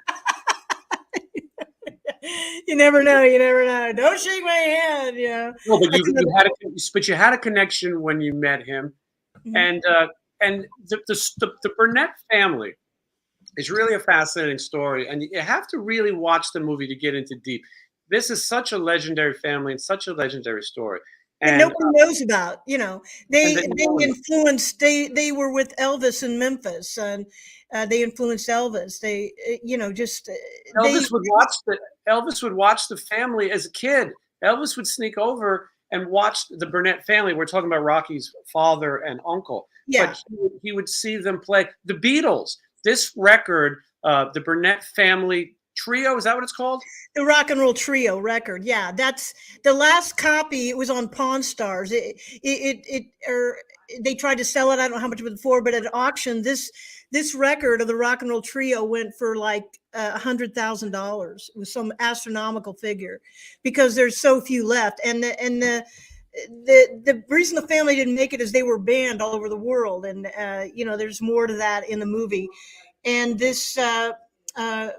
You know, record, it's huge in England, and it was the first rockabilly record. They started rockabilly. They were, you know, it's almost punk rock. People in the movie a couple of times refer to them as like the first punk rock band. They broke all the rules. You got to remember the time these records came out. People weren't doing these things. Now we would look at it as tame. But so these records, you know, it was bootlegged and sent over to seas and all over, and it built this audience, and everybody had to have it. I mean, you know, when Paul McCartney, you know, he tells Billy, you know, he tells the story, is influenced by your records that much. It's a big deal. Elvis, the Beatles. And so I think that your movie will turn a lot of people on to the original Burnette family as well, Johnny and Dorsey's music. I think a lot of people. And Johnny became really famous as like a crooner idol. He did the song that Ringo did. You know, you're 16. You come on like a dream, peaches and cream. You know that one. Hey, by the way, we didn't talk about did we talk about my record deal, Cleopatra Records? Thank you, Brian Pinera. We'll put a link. We'll put a link so people can buy it. But I want to keep going with this, Sally. All the music platforms, yeah. So yeah, Johnny Burnette, and he also did that song "Dreamin'," and that was a big hit. And then he died very, very young. Yeah, but he also the brothers also wrote some amazing songs for Ricky Nelson. You know, so they had quite the career. These people are fascinating. Yes, he died young. It's a bit of a controversial death. You can watch the movie. We can't give it all away. Both the brothers, their story is fascinating. When you realize that the kids are Rocky and Billy. This is not something that I even realized until seeing the movie. Here we talk about the guys who started rockabilly. The kids are named after this genre of music when you think about it. And that's something that you see in the movie. So at the time, Rocky and Billy aren't really speaking. There's some family problems. Again, it's in the movie. You'll see it. It's an interesting twist. Billy had quite the career. As we said, he was in Fleetwood Mac. And I bet you there was a little bit of jealousy. These are things you'll see in the movie. But Billy was doing pretty well for himself. So Sally has this great idea. And as you said, you set out to do one thing, and it becomes a whole nother twist. I really enjoy this. I like the documentary. You know, Sally, you're in it, but you're not in it too much. You know what I mean? You didn't overdo it. It's not the Sally Steele story. I hear, I got criticism, and I did like 60 revisions of this movie. Like, well, is it about you or is it about the Burnette family? I go, well, maybe I didn't even want to be in it. I did not want to be in it. I thought, good, I can just age gracefully and not and be behind the camera. That was my goal. But it was just like, I've got to be telling people like what's going on here. This is just crazy. They're not going to connect the dots. So, and then other people go, well, I'm watching the movie, but it's not really interesting until you come into the movie. So, I got lots of things. So I just kind of split the difference. And Pia Zadora came to I had a movie, the premiere at the Brendan Theaters. And she's like, I just love the way you were in the movie. You were just so animated, Sally, and she loved it. So, I think it works, Sally. I think that you're, like I said, you don't overdo it. And I don't think it's about you, but it is also your passion project, and you have to be there to tell that passion project. Otherwise, it doesn't work. You visiting the family's graves. These things are part of the emotion. You want to have some connection to these people, and you do. As you're doing this, sometimes it's off. There is no concert. There is no reunion. This won't happen.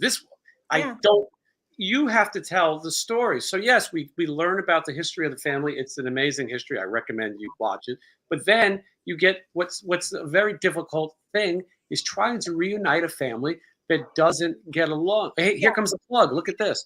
And it's on Amazon right now. And so if you're an independent filmmaker, especially a doc filmmaker, my cousin has a lot of successful documentaries out. It's a very thankless job, You need support to get it. And the way Amazon is working now is you need reviews. Amazon, just like this YouTube algorithm and all these things, you need help. And so if everyone who watches the movie leaves a review, it will help the movie get pushed. And maybe Sally can make some money back, because and the other thing, I took less money to get the most exposure for this film. I wasn't really looking to make money. I did go in the poorhouse for it. I won't deny that. But with Amazon, I'm trying to get reviews so Amazon will promote it. And then if we get enough reviews, we'll go on to like Rotten Tomatoes, and some of the other platforms. And so I really need everybody's help. Please help me. If you guys don't help, Sally's gonna have to project it on the barn door at her house, and people stop by and she'll read to you, and then you watch a little of her movie. And she doesn't really want you all coming over, especially during the holidays. So you got to go on Amazon and watch it. Listen, your old pal Jason wouldn't lie to you. This is an entertaining story in a movie. Sally, I told you I wasn't sure I would have time to watch it. I was serious. I was preparing to get stood up by Michael Sweet. And I was up all night reading this book. This is called the Bible. Yeah, I got one of those at the show. Yeah. The Bible, and I read it all night. It's the funny thing that Stryper, all their songs, they're about Jesus. I didn't realize that. I put it together. Anyway, I didn't know if I'd have time to watch it. I did an interview with Michael Sweet and Oz. It's on my YouTube channel. Yeah, Oz is not allowed anymore. Oz is not allowed to do interviews anymore. So good thing you got him when you did. Really? I didn't know that because of his health.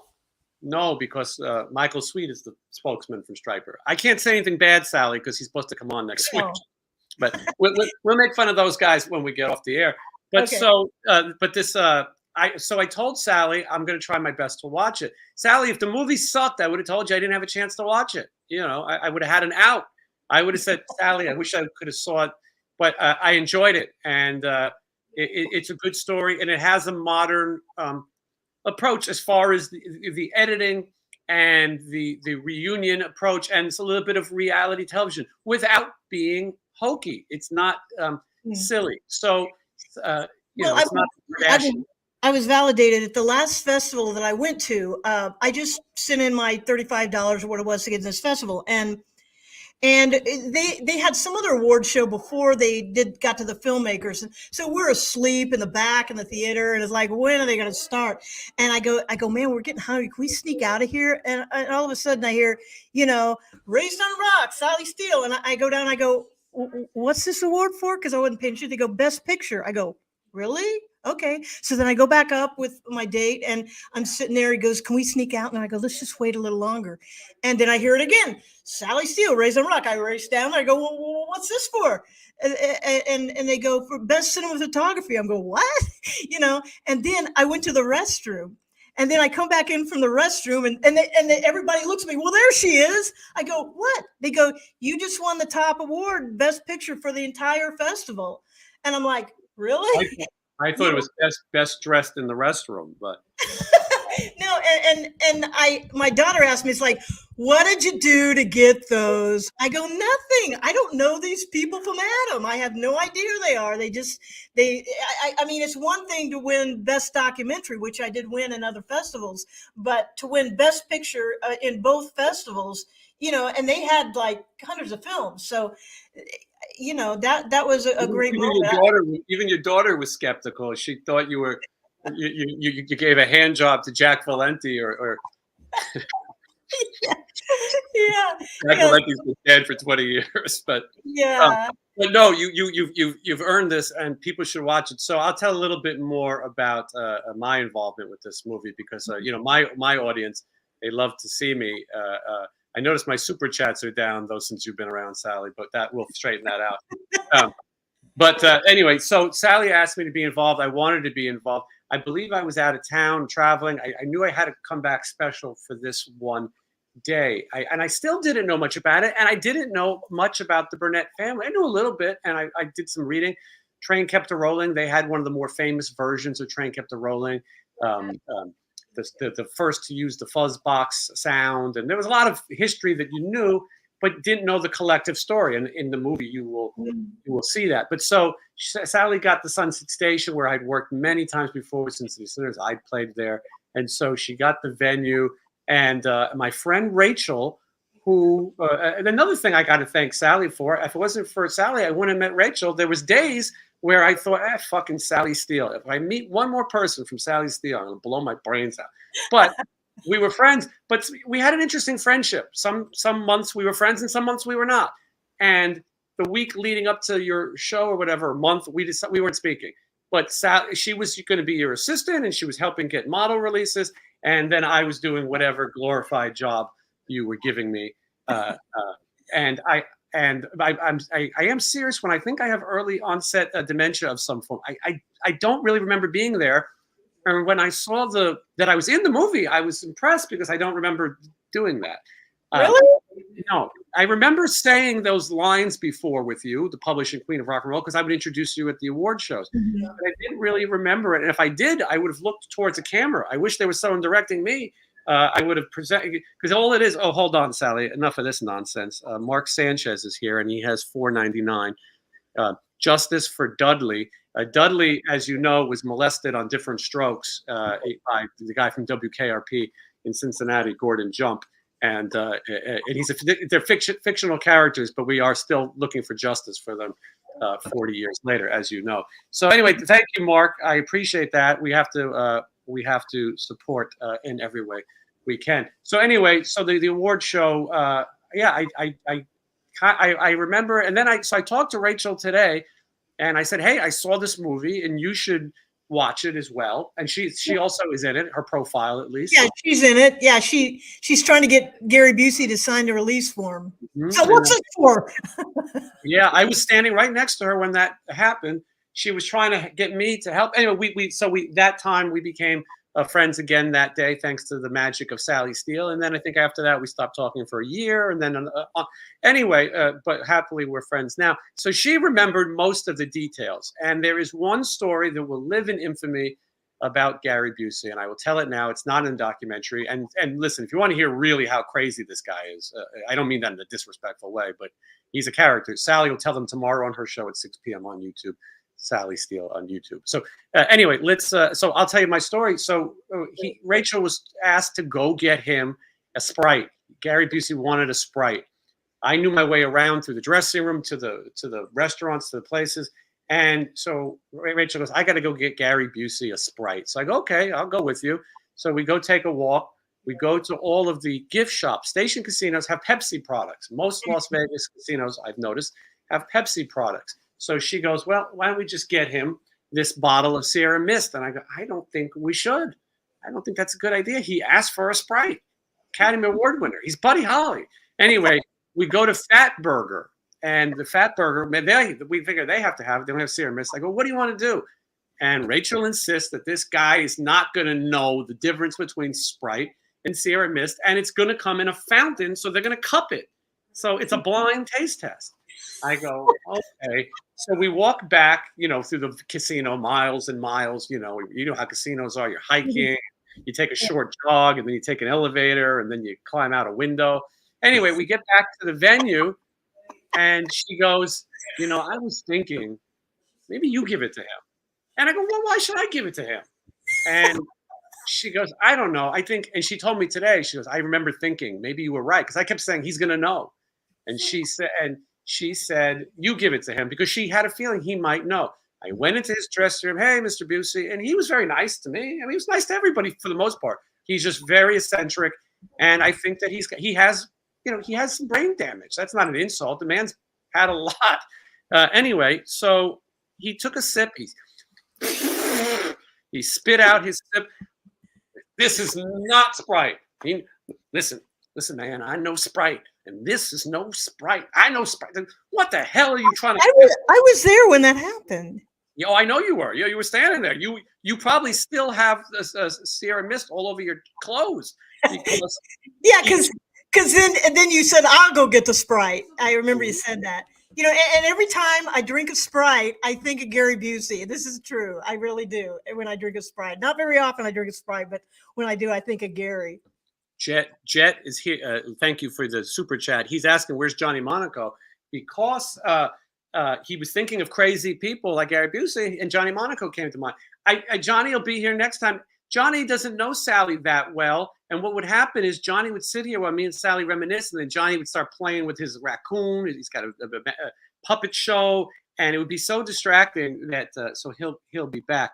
But anyway, yes. So I don't even know where we found the Sprite. We must have had to send somebody. You went and got it somewhere. I don't know where you went. I must have walked, 30 miles to the nearest. That guy hurts my feelings. It's like, what? I'm not entertaining enough. He wants Johnny Monaco on here. Well, they're used to Johnny Monaco, and they wanted you and Johnny. They wanted a meeting of the minds, but listen, Johnny. I love Johnny. I'd love to be on the show with him. Yeah. Yeah. Well, Sally, you'll come back next time you have something that you need to get people to. Did you see that comment? Johnny probably drinks Sierra Mist. Yes, I highlighted that one. Yeah, I highlighted that one.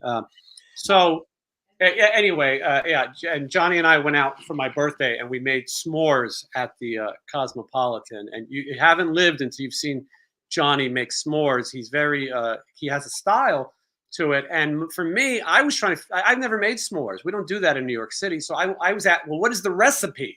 Is there a formula? Do you put a certain thing? And so it was very eccentric, so we couldn't mix Vegas Rocks magazine and the Burnette family legacy and then the Monaco family legacy all in one time. So Gary Busey was eccentric. There was some fear that he would not sign his model release. He did refuse Rachel. He did hold you hostage for more money. You'll tell these stories tomorrow. I'm not going to give it away, but he did. He would not walk the red carpet unless there was the promise of more cash. Yeah, don't tell anything. No, they want to hear you tell the story and whether or not you gave him the cash. But I say in my story, I'm not going to tell in the film what chaos went down, why he didn't walk the red carpet. So don't talk about that. Yes, well, you spared him, Sally. You did not make Gary Busey look any more crazy than he is.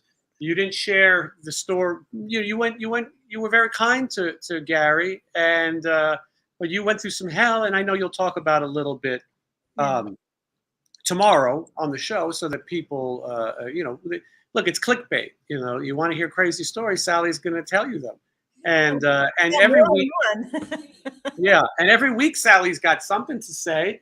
And she wants to get a bigger audience. We have 107 people watching right now, which is 105 more people than watched Sally's last episode. She needs to have. That's not true. Give or take. Sally needs watch time too. Go watch her videos. She's very close look, this YouTube thing is a bunch of bullshit. She needs to get watch time so she can get paid. Yeah, because I only started it like 6 months ago, because when I finally got to film and distribution. So I didn't really concentrate. Sally needs cash. She went to a big game farm to hunt that hat she's wearing. Hey, that shit's not free. And then she's got that gold chair she's got to pay off. And so you guys got to help Sally out. She does bring you entertainment. Sally's show is a little different than mine. Sally's in your face, and some of these red carpet interviews. Sally has a style where she's George is really enjoying the interview, and let's see here. But yeah, anyway, people seem to be enjoying. Should I dance? I need to dance to get you more money. I'll do a dance. Yes, Sally's. But save it for your channel, Sally. You deserve the millions of dollars that are going to come in from that. So anyway, so yeah, here's what you got to do. The Burnette family. So anyway, look, there's a concert. Do they perform together? You have to watch the movie. Do they fight? Got to watch the movie. Does Gary Busey consent?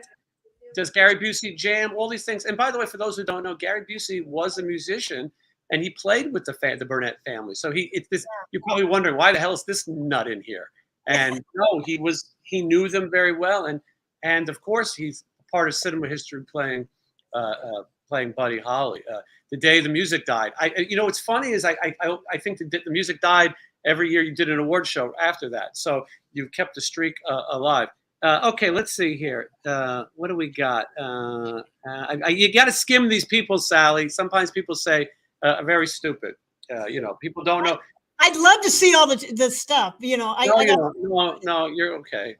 I get insults all the time. Like, whose grandma is that? It's just like, well, grandmother. My kid won't have any kids. Well, yeah, you started as a MILF. Now you're a cougar, but that's not a bad thing. It's better than the poor leopard. It's better than the poor leopard for your hat. I think I can get it. But yes, no. But I try to warn my audience. We have company, and maybe they need to show respect. But listen, Sally, if they didn't love you, they wouldn't stay and watch. Blonde bombshell. That's better. Sally is a blonde. Oh yeah, that's Deuce. Deuce is like my most loyal fan watcher. On my show, he's the only one that's there every week. Yeah, well, that's a good thing, and we're all spreading the word, and people are having a good time. Look, I could talk about the people at the award shows and this ridiculous town. Las Vegas is really, a lot of people are Vegas proud. Vegas pride, Vegas. I'm not one of those people. I don't really give a fuck. I don't care about the Raiders. I don't care about that stupid hockey. Who cares? And just because you live here doesn't mean you have to like all this bullshit. Vegas is filled with these fair weather people who just follow anything. I'm from New York City. I'm not going to stop liking the teams that I liked before. So Vegas is filled with a lot of fair weather characters. I like living in Las Vegas. Don't get me wrong. I like it. But you said it best at 5 a.m. this morning. Like I say, did you post the flyer? In fact, did you post the flyer? I'll do it later when the normal people are awake. But like, it was you and me at 5 a.m. this morning. It's like, okay, do you have a flyer? Okay, I'll make a flyer. Okay, I'm editing the Gary Busey show. And like, okay, yeah, I'm getting ready to talk to Michael Sweet. I mean, you and me, like, we're up, like, till the sun comes up every night, working our asses off.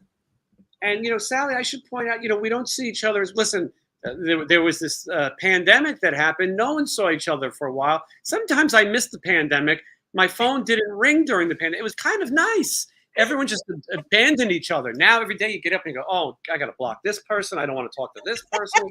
And it's like, where did all these assholes come from? And then you think,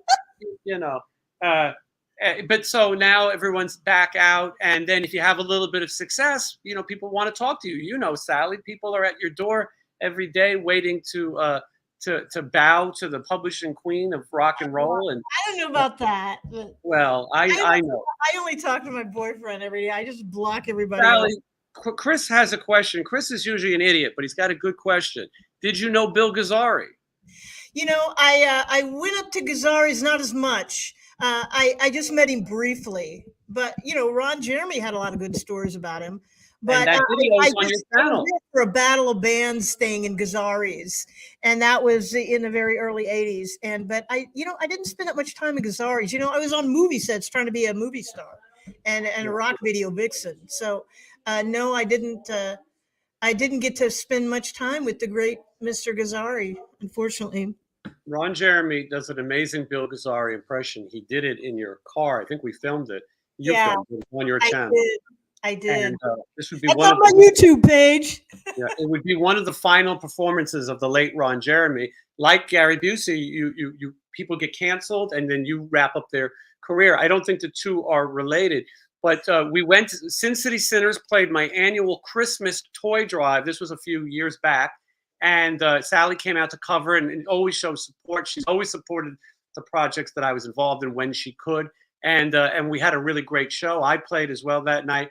And then afterwards, I was going to see Star Wars at midnight or 2 in the morning. I think it was 2 in the morning. And Sally says, "Well, I'll come see Star Wars with you too." It was the last Star Wars movie. And Like one of and them. Ron Jeremy. Ron Yeah. Jeremy. I had to take Ron Jeremy to like Heidi Ho's house. Can I say her name? I don't know who it is, but he had to go visit this chick, and we couldn't find her hotel, or her apartment, and we're out in the middle of the night, and the security's driving around, look at Ron Jeremy on his flip phone, like, you know, trying to find out where it is. So I left him there, and I went to the Star Wars, and then my phone is blowing up as yours. Ron's trying to get over there to the Star Wars, you know. So it was funny. Interrupted. What? There's a big like reveal in the movie, Luke Skywalker or somebody, or I think it was Harrison Ford. Harrison Ford, yeah. And then Ron, excuse me. He comes pushing his way through. Sally, where are you? He's waving. And people are like, hey, Star Wars this is a big deal. And Ron's eating out of people's popcorn. Anyone have any popcorn? And then afterwards, he wanted us to explain the whole movie to him. What did I miss? What did I miss? He's asking strangers in the theater. No, it was just like the funniest thing in the car was he goes, well, was this free? And you were like, no, Ron, your movies were free. We had to pay for this. That's right. Yeah. Well, he snuck in. He found a way to sneak in. I let him in. I had to guide him. I had to talk to the taxi driver where to go and guide him in. Yeah. Hold on. Agent Orange wanted to know, and thank you for the super chat. He wanted to know if Sebastian sang an E flat. I believe John 5 and Steve Stevens tuned to A440 because they were scared. And I think that for the guys who had Floyd Rose, they had to play different guitars, but no one wanted to take the chance that Sebastian would notice. Now I've done events. I did an event with Todd Rundgren, and he noticed right away he would not play an E flat. So I think maybe he would have. Now Todd Rundgren and Sebastian are different types of musicians. But anyway, I love these kind of people. Here's Coors Lightly. I try not to yell at the audience, but what does that have to do with the conversation? Did you just realize that there's a lot of different things? Like, what have to do with the conversation? Where have you been? We've told 700 stories out of order. We've name dropped. Sally's telling stories like, yeah, I went to breakfast with Soupy Sales. I mean, these stories are ridiculous. Now you realize that we're telling you nonsense, you know. Soupy Sales. Jason. This is my audience. What are you mad about? Are you mad that we mentioned Ron Jeremy? I mean, what does anything have to do with anything? Let me give you a piece of advice during the holidays, and I mean this with all my heart. We're all going to be dead soon. Some of us sooner than others, and so get a grip, have some fun, have a laugh. Carla Green, I like your last name, Carla. She says, Sally, your energy is awesome. I agree. Sally, it would be easy. It would be easy, Sally, for you just to lay down under the big oak tree and die. You've accomplished it all. You've done it all. What else is there for Sally Steele to do? You're an award-making. Well, I got to get 100 reviews by the end of this week. Would you please watch my movie and leave a review on Amazon, please? Listen, let's show Sally the power of this show, because I'll be honest with you, most people who have a YouTube show, they look at this show and they go, how does that asshole have so much going on? Oh, hey, Sally, there's someone behind you. Sally, there's someone breaking into your house. Wink if you're in trouble, Sally. I think she's under duress. Anyway, That's one of the members of Sally's staff. She always has people there. Yeah, Like, Valerie came over to help me with my Christmas party, she's hungry. I have to go feed her. Yeah, so she's giving us the wrap it up sign is what we're getting there. Sally's very important. She has to go on a podcast after this that has 14 viewers. But people watch this show and they say, how the hell does he just sit there and talk nonsense and then have 12,000 subscribers and 1.5 million views? It's insane. And now look, here's Michelle Simon, who's a loyal viewer. She says, I will watch and leave a review. Thank you, Michelle. I love you. I'll watch for your review. Please watch it before the end of the week. So my point is, we have to show Sally the power. I can't afford a hat or a gold chair like her. I'm sitting here like a hobo in front of my Christmas tree. I don't have these luxurious frames all over the walls like Sally does to keep my house warm. So I can't even wear pants when I do this. Hey, look, there's the documentary behind you. Anyway, so my point is, let's show Sally the power of the internet. Val's got a lovely outfit on. Look at that. That's a lovely elf. Sally just told her, get in there and show some skin. We need to move. We need to move product. Get in there. Oh, and Val killed a beaver for that hat. So Sally's closet. God, of course. Yeah. Big game hunter Sally Steele. Yeah. This off. Yeah. We got to show Sally the importance of this show. So the way we can do that is go watch her movie and leave a review and go to her channel and subscribe. And when Sally leaves, I'm going to stay on here for a little bit and talk to you guys. And then we can make fun of Sally. I mean, we could talk about how great a show it's been. And I'll be able to hear it. Yeah, well, you can watch the replay like everybody else. Oh, I can watch the end. Yeah, okay. But listen, Sally, you've said it all. No, I haven't. Yeah, but you said all you can. Start with you, Jason. You said all you can say here. You have your own platform, which is ever growing, and you guys have your thing. Sally at least has somebody helping. I got my cat, and any minute now, my cat is going to get mad. And then I'm gonna have to get the kibble fund going again. I got my cat. Hey Val, go get my cat. Lover boy. Now she Lover beaver. Now she wants pussy. Come here, Lover boy. The cat's Lover boy's still around. That's great. Yeah. Cat. Come here, baby. Cats are good for in front of the camera. Come here, baby. Come on, baby. And I was there with the Gary Busey. Wait till you hear the blow dryer story. I'm gonna watch. Get it. This thing's too fat. Poor cat is going to be a pair of boots in a minute. Boots? This is 5 coats. Look at that. There's Loverboy, who's seen it all too. Loverboy's been around.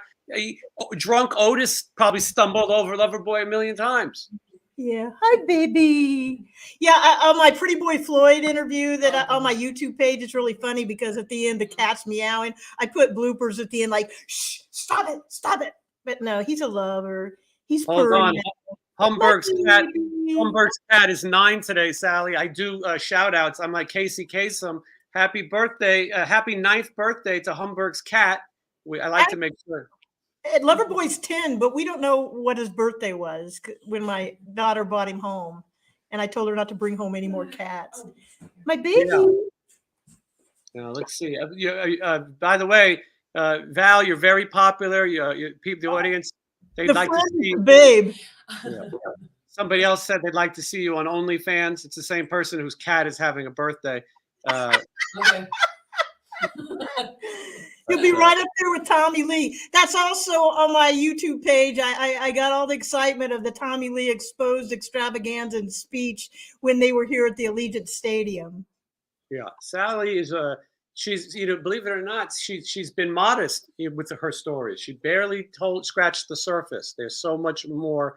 And this was just and they're having fun over there. And it's a different type of show. And Sally has a lot of interviews from her career. She has so much content you wouldn't believe it. I can see Sally's had it. She's the cat's getting a lot of compliments.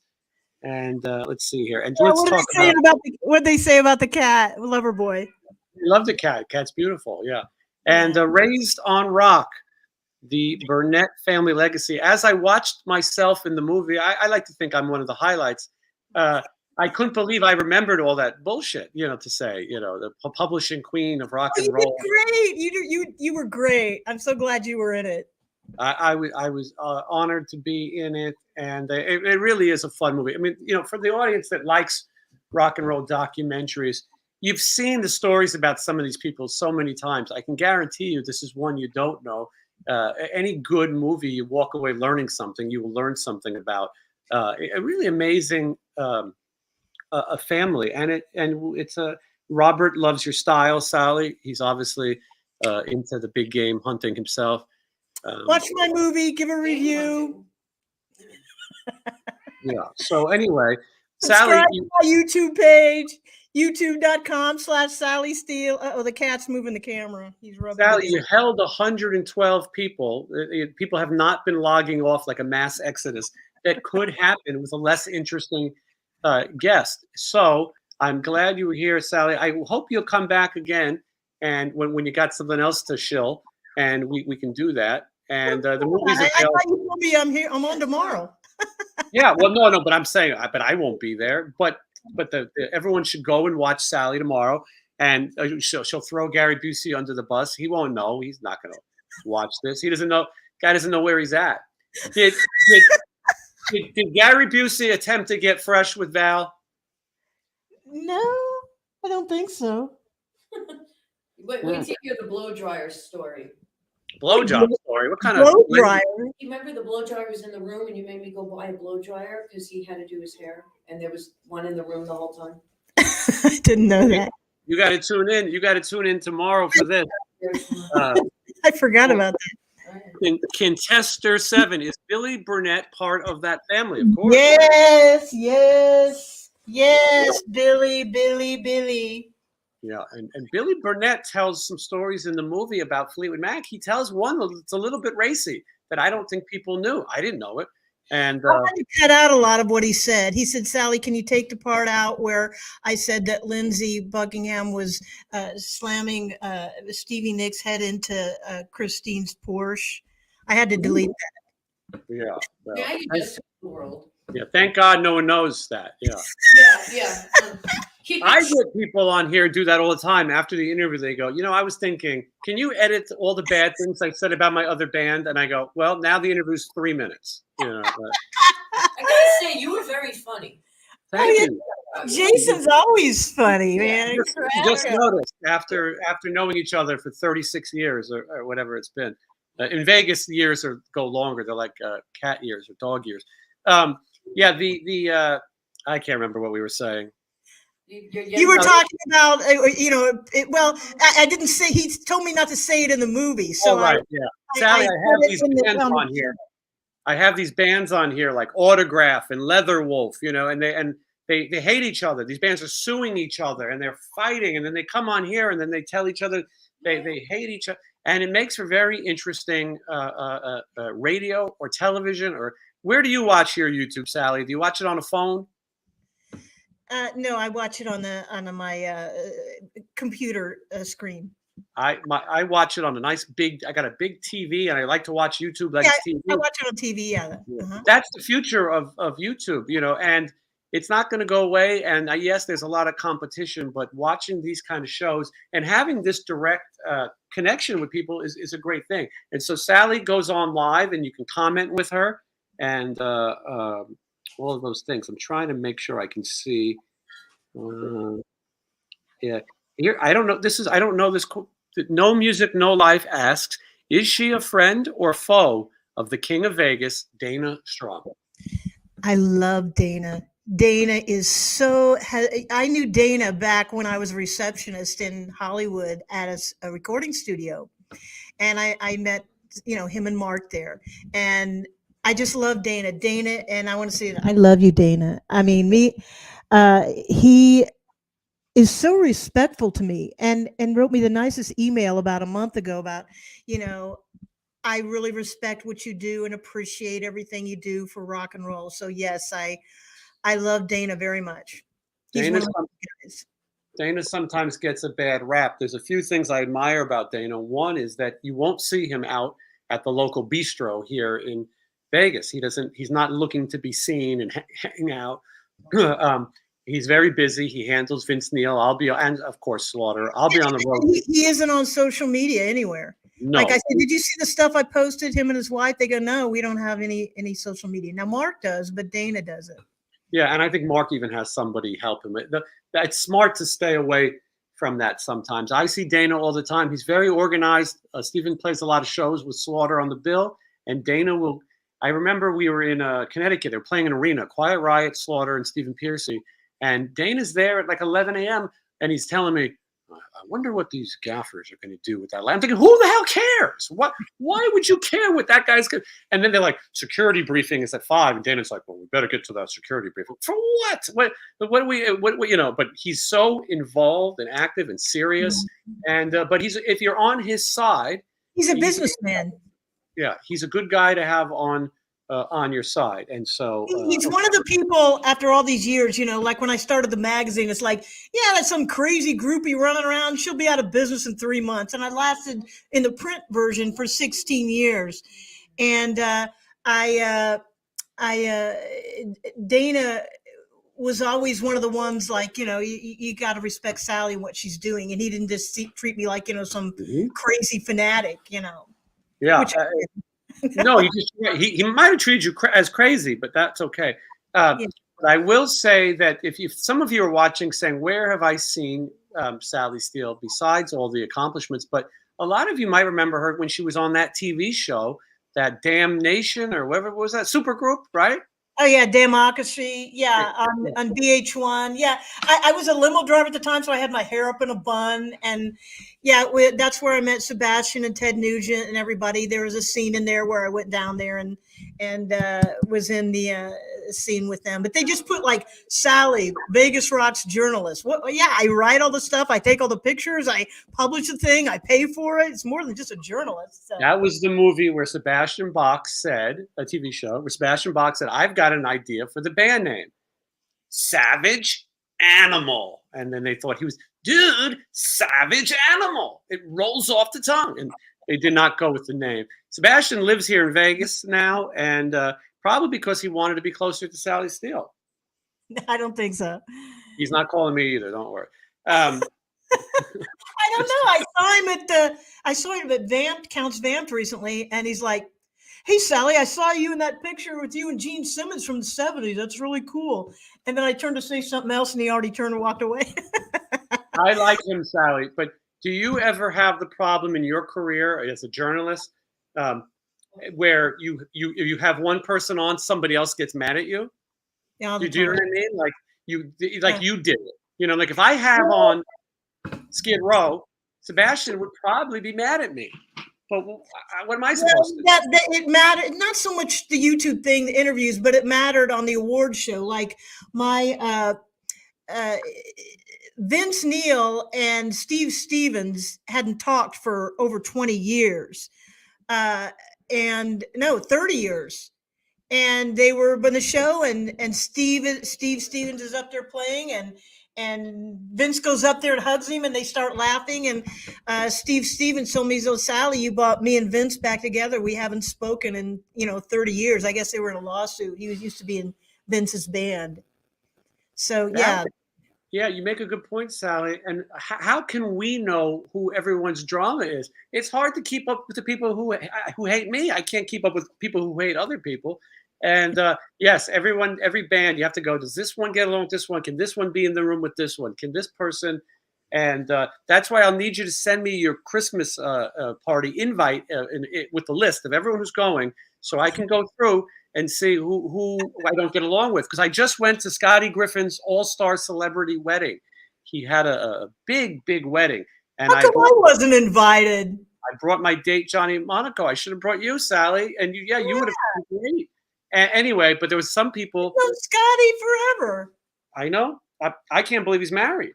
I mean, he was married as of 2 weeks ago. I don't know. We have a pool on how long it lasts. I won't say what my bet is, because I don't want to lose, but anyway, but not everyone gets along, and some people sit on one side and some people sit on the other side.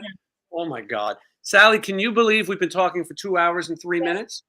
Yes, and your Wow. hint is. I can't believe that some people are still tuned in. I can't believe they're still 100, there. 113. Val is reminding you, though, that Sally, that you've got to get ready for the next show. You have a very busy. This is a press junket. Sally has 1 week to get this movie seen. If Sally does not get a minimum of 75 reviews, they will repossess that chair. And no one wants to watch a woman do a podcast sitting on a milk crate. Or poor Val will have to get on all fours, and Sally will sit on her back like a human couch. And it's bad enough that Sally makes her throw rose petals when she enters the room, and feed her grapes.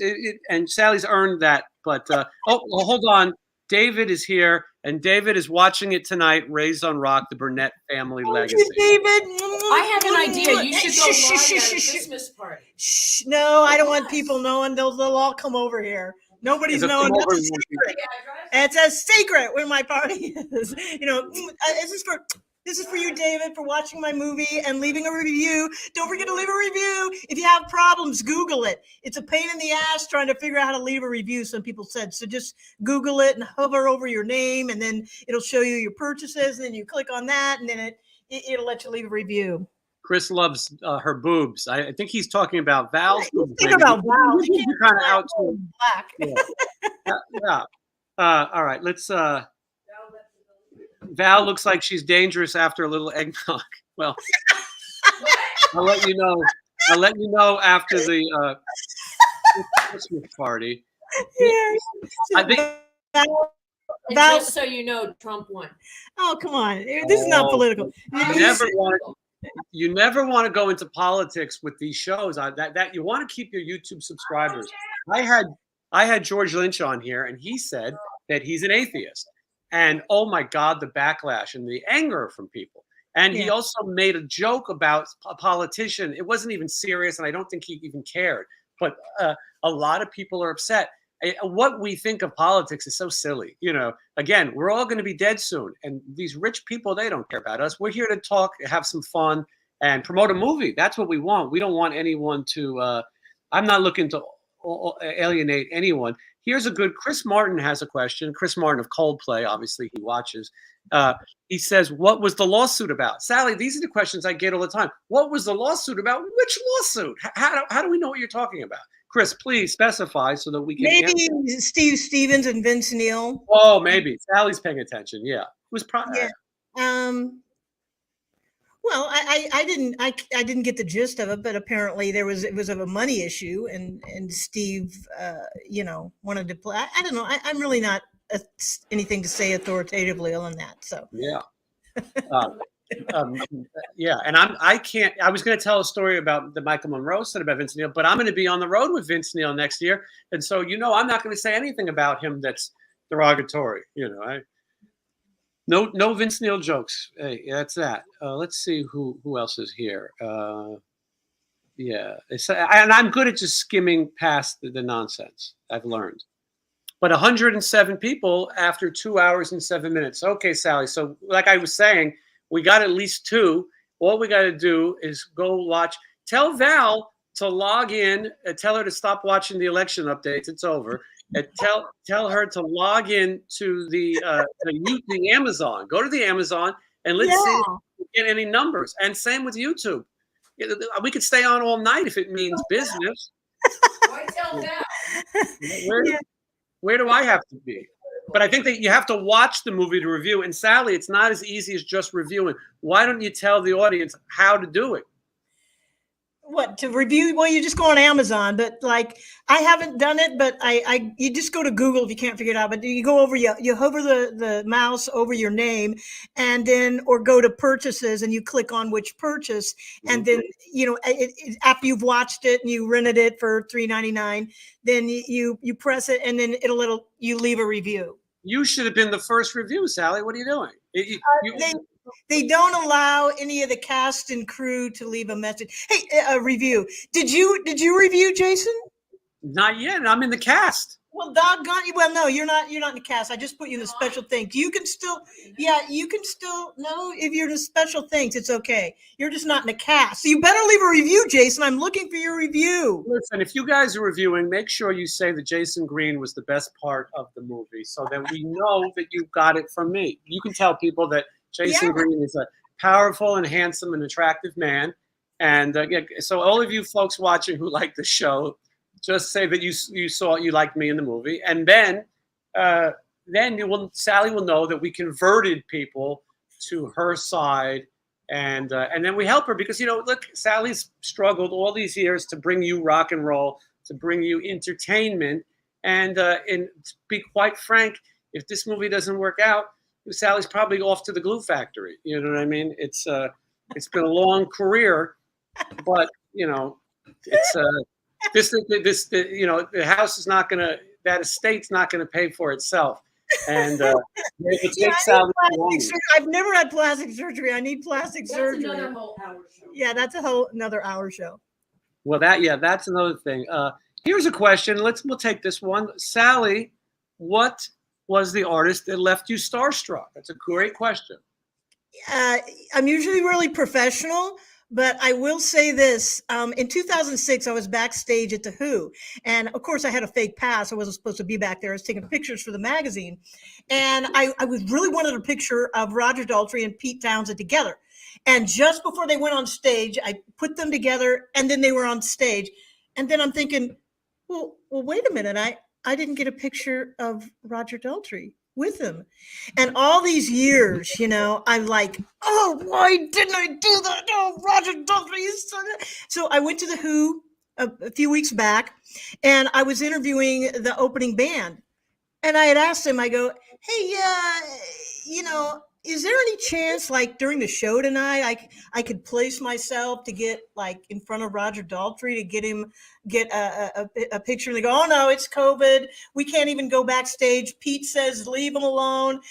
They can't talk to anybody. I'm like, okay.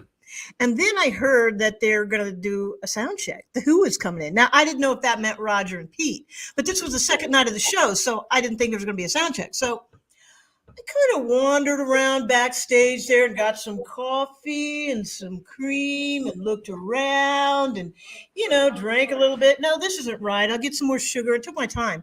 So when I was leaving, the entrance of backstage is also the exit backstage. So I went over there, and the guards that had given me the armband to interview the band, they were there, and I said, so is everybody here? Because I didn't know that I was doing an interview. And they're like, nope. I go, I wonder. And I go, I was kind of nervous. I go, this is silly. I better leave. And I thought, no, if I just wait a few minutes. So you could see on the camera who was coming in. And all of a sudden the security people went outside. So I'm setting my coffee down. And I thought, well, if Roger Daltrey comes in, he'll have these people around him. Get away, COVID. Where's your mask? And I was putting my coffee down. And all of a sudden, Roger just zooms by me, and I'm like, oh my God. I go, excuse me, Roger, can I get a picture with you? And he didn't hear me. I guess his hearing's bad. And I said, Roger, can I get a picture with you? And he stops, and I'm like, I did a thing where I had my phone as the camera, and my selfies are all blurry. So Roger Daltrey, I'm literally shaking like a teenager. Like, oh, I can't take a selfie. I got to get like someone to take the camera, and there was nobody there. And I was nervous because I thought he's just going to give up and leave. And then he's like, oh, here comes my man. He'll take a picture. Excuse me, would you take a picture of us? These polite English guys. And he took 2 pictures, and I go, hold the camera up a little higher. I told the guy.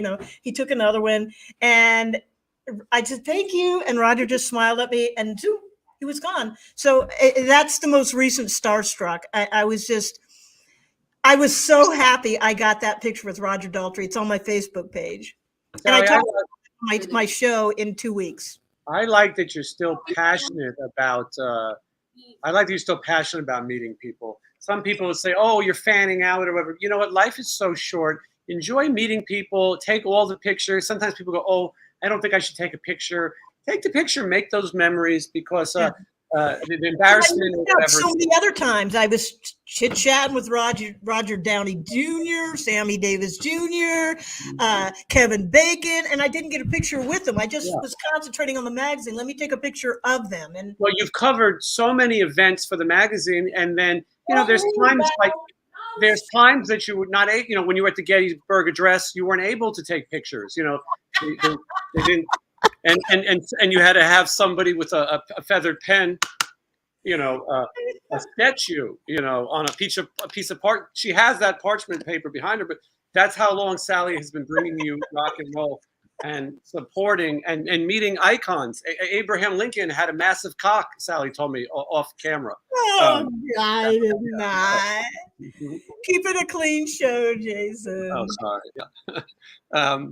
It's after 2 hours, anything goes. Most people have tuned out. And I really regret that, because when I was doing the magazine, everybody says, well, I wonder who she had to blow to get, that interview with so-and-so. And the truth is, or her dad gave her the magazine. It's like, no, man, I struggle. I drove limousines at the daytime and did the magazine all night. And the truth is that, back then I was giving, in 2004, it was kind of a odd time for rock and roll. Nobody was paying a lot of attention, and they wanted, Alice Cooper and all these people wanted to do interviews with me for the magazine. So I got lucky, and unfortunately, I never had to give any blowjobs or anything to get backstage passes.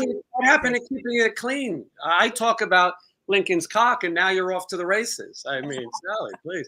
Sally, I'm gonna say some nice words about you, and then I'll fill out your paperwork. You'll come back and see us in a few weeks, and we'll get people to watch and subscribe, and then we'll sit here and I'll chat with the audience a little bit, and I'll call it a night, because I've got a life to do too, and who knows, you got to make s'mores with Johnny Monaco. Yes, yeah, absolutely, but I'll tell everybody what's coming up. But first, let's finish with Sally. Sally, I admire your dedication and your hustle, because not many people do it. You'll always see people who have ideas. I want to make a movie. I want to write a book. I want to do this.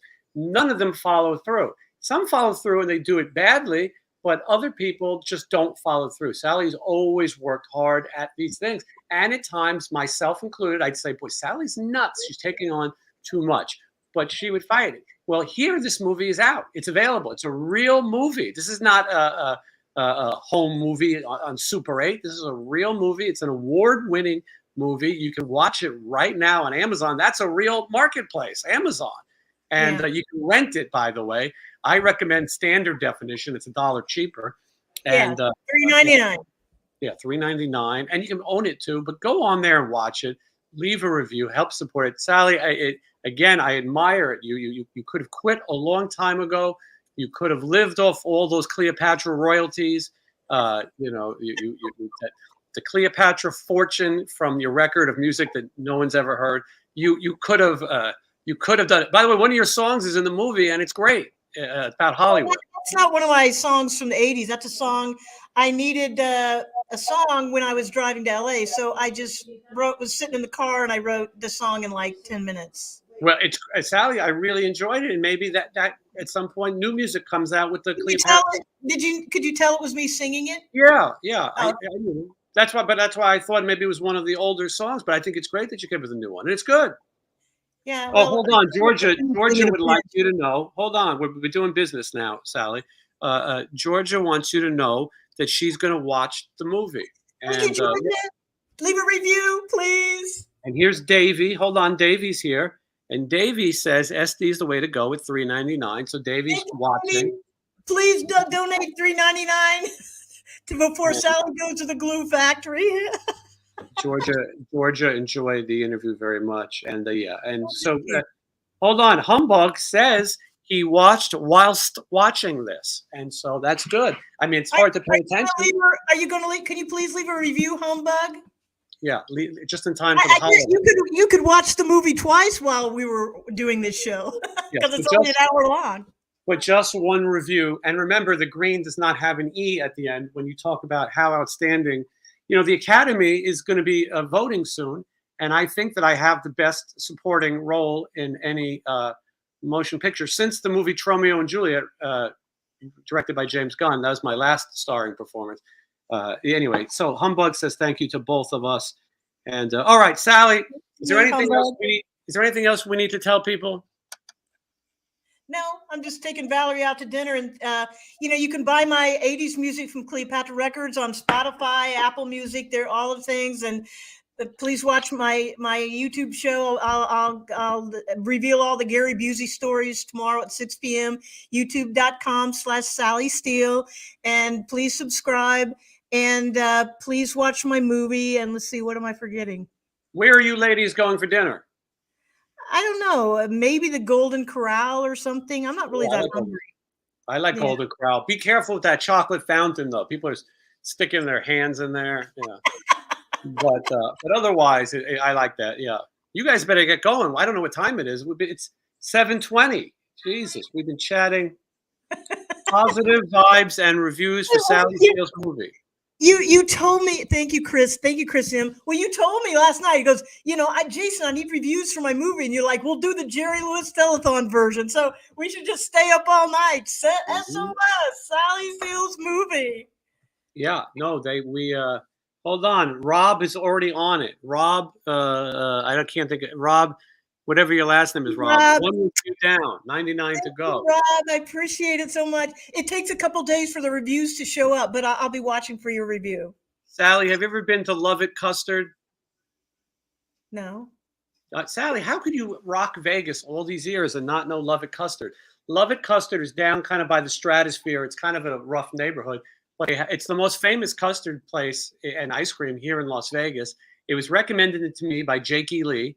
And Jakey Lee and Warren DeMartini, they go there together. It's their favorite custard spot. So one time, did they give custard or ice cream? They get custard, I believe. Custard, yeah. It's called Love It Custard. Anyway, there's an episode of the show where Johnny Monaco and I took a trip down there, and there was homeless people dancing and people getting arrested. It was very scary.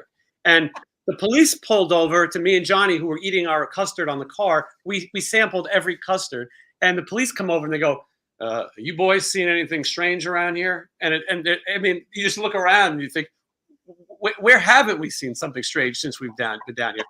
Sally will go and try it sometime. She will like it. All right, Sally. You, me, and Johnny, let's go down there. Yes, maybe we'll all go together and we can. They're inviting me places. I wasn't invited to. Scotty Griffin didn't invite me to his wedding. I invite people to my award show, and Murray Sawchuck invites me to. He's the only one that invites me anywhere. Wants to be seen with me. I'm sorry to hear that. But anyway, Sally, I remember I went to see Murray Sawchuck with you and Ron Jeremy, Jeremy in a Santa costume, and then I snuck out. I know you had to leave. It wasn't as much fun after you left because you were saying so much funny stuff with me. Ron and Ron probably fell asleep. Yeah, he probably fell asleep. I miss Ron so much. I do too. Now he's permanently asleep. But innocent. He's innocent. Free Ron Jeremy. I love you. Mm-hmm. I know he's innocent because I was sitting in the hotel room with him many times. He didn't try anything. He'd ask, and I'd say, I have a boyfriend. He's like, okay. These women, these bloodsuckers, gold diggers that want to get, and greedy lawyers that want to persecute and ruin somebody's life just burns me up. Yeah, I understand. And as far as I'm concerned, free Harvey Weinstein. These chicks knew what they were doing when they were going up into the hotel rooms. Oh, I'm gonna, if I would have known, I could have gotten a movie part watching Harvey Weinstein jack off. I would have done it, but I was never invited. What can I say? But they knew what they were doing, and they were persecuting because he made them famous. I watched Harvey Weinstein jack off so many times. Now that he's busted, I'll never be in a movie. It's bullshit, I mean, I'm not traumatized, but still, I'm a little angry that I didn't get at least I'm in your movie, and that's really all that matters. Anyway, folks, we've said it a million times. We'll say it one more time. Raised on Rock, the Burnette family legacy. It's available now on Amazon. Go watch it after this. It's only an hour and 6 minutes, hour and 7 minutes. It's an easy watch. Support independent art. Give that movie a like. And Sally, you'll come back again, and we'll see what's going on. If you do invite me to that Christmas party, I will do a show afterwards and tell all of your secrets, just so you know. Okay. And make sure when you watch the movie, watch the end at the bloopers. It's not over after like the credits, so you got to watch the whole thing. Yeah. All right, folks. I'm still going to be here, but we're going to get Sally out of here because she's got to feed Val, and they've got a busy night, and now there's fans, paparazzi outside the Golden Corral. There's a storm of people. Everyone trying to get that picture of Sally at the chocolate fountain. I don't mean Flavor Flav, but anyway. Sally, thank you for wasting a little time with me. 2 hours and 24 minutes. It's been too long. And Sally, did you sleep today at all? Yeah, I slept a little bit after I went to bed after talking to you at 5 a.m. Val, not familiar with the microphone concept. She's new to broadcast. She's yelling in the background. Val does her own podcast out a window. She can't figure out why there's no subscribers. She opens the window. Hey, folks, today's the Val Show, and then she gives. Here's Val. Okay. Here she is. So, yes, I was yelling from the background because I'm hungry. We're not going to the Golden Corral because she eats crappy food, and I like Jason's Deli. I'm organic. That's nice. Can we keep talking till Jason's Deli closes? I don't know where I'm going. I don't know where we're going. We're gonna have to fight. We're gonna have to fight over it. Take her to the Steak Shack. Rock scissors. Steak and Shake. Sally loves Steak and Shake. They closed down, and you know what? I take her. They closed down. Hold on. At the South Point? No, I don't know, but I take this girl to my favorite place, which is Sweet Tomatoes. Oh, it's great. We're walking down, filling it up, and she puts a tomato in her mouth, and she goes, "This isn't sweet," and she turns around and spits it on the window. No, I didn't spit it on the window. I spit it on the floor. Whatever. I said, "This is sweet tomatoes. This is like, this is the bitterest piece of crap I've ever." Why do they call it sweet tomatoes when the tomatoes are sour? Don't take it was sour. Don't do it. Val is like the sign language, but she tells the truth about Sally. Sally tells a story, and then Val tells you what really happened. Yeah. Sally, I know you got to go. I know you're busy. You're on a whirlwind press tour. I want to tell the story about how we went to. Oh, she's losing her hat. She's got to return that hat tonight if you guys don't review it to the big game farm. Sally, I want to talk about your birthday when we all went to your favorite buffet at Circus Circus. I want to tell this story really fast. Sally loves Circus Circus. They have an amusement park there, an Adventure Dome, and it's a lot of fun. And Rachel and myself, we came out, and your daughter as well. Your daughter's great, Charlotte, and we went on rides. And Sally, really, Sally, I love that you hold on to youth and having a good time. We went on all the rides, and we had a nice time. And then afterwards, Sally had fond memories of the Circus Circus buffet, and a lot of people who've come to Vegas have. I did too. It was affordable, it was fun, and so Sally would like to spend her birthday there. But Sally has a bunch of uppity friends. I don't know how many of these people are still your friends. But oh my God, are they so uppity? It's Sally's birthday. If she wants. There. Yeah, Val, did you complain, Val? Yes. Yes, because that place is ghetto. It's disgusting. Yeah, but it was Sally's birthday. You could. I ate it. Ow, my ear. Yeah, okay, good. Well, Val, right, Val. Okay, you saw. Yeah, I get it. Look, we don't all have to like it, but. My food out on the floor. Well, because you didn't eat it. You wouldn't eat anything there, and half people left. They didn't want to eat the food. I love it. They had ham and roast beef and popcorn shrimp. I mean, I don't know if we still have the buffet since COVID, so I hope they still have it because I'm going back. You should see some of these friends of Sally's though complaining. I would not eat that, and then these people look like. They've eaten worse in their life. So, I admit it. That was me. I would not eat that food. No, but it's okay not to eat it. There was other people though who were telling Sally she shouldn't go there on her birthday. It's Sally was the birthday girl. That she was 21. You're only 21 once, I think. It's maybe 2 or 3 times in my case. But anyway, Sally, it was so much fun. That's old Vegas. We got to experience it. And so, if they ever open it again, I will go with you. And okay. And we'll have a good time. Your girlfriend, Johnny. Yeah, and Johnny. Oh, I don't know if you want to open that can of worms. Johnny at a buffet. Okay, people, hold on. Let's get the last comments. Here we go. Time flies when you're having fun. Thank you, Jason and Sally. Are you leaving us, Davey? What's it? Oh, Chris M says, "Love you, Val." Yeah, Oh, Val. you got fans out here, Valerie. Val's part. Val, give your address so they can stop by and watch your podcast out the window. And, all right, everyone's getting hungry. All right, Sally. Again, here's the movie. You know what to do. Go to Amazon. Just type in "Raised on Rock." It comes right up, and you'll enjoy this movie. You'll thank me later. You can thank me in the review that you have to leave. Please help Sally Steele. All right, Sally. We'll talk later. Thank you. Enjoy your dinner. Thank you. Bye, Jason. Love you. Thank you, everybody, for watching my movie and leaving a review. Thank you, Sally. All right. All right. We got rid of Sally. We can make fun of her now. And Val too. No, I'm just kidding. And that was a lot of fun, and I hope you guys enjoyed it. I think it's good to have different people on, and you know, I wasn't blowing smoke. Sally really has had quite the career and still continues to do it. And again, I wasn't lying, because sometimes I've had guests on here and I said stuff is good and I wasn't really sure, but I really enjoyed this movie. And I think if you're a fan of these rock documentaries, you will enjoy it as well. So, okay, let's see now what, okay,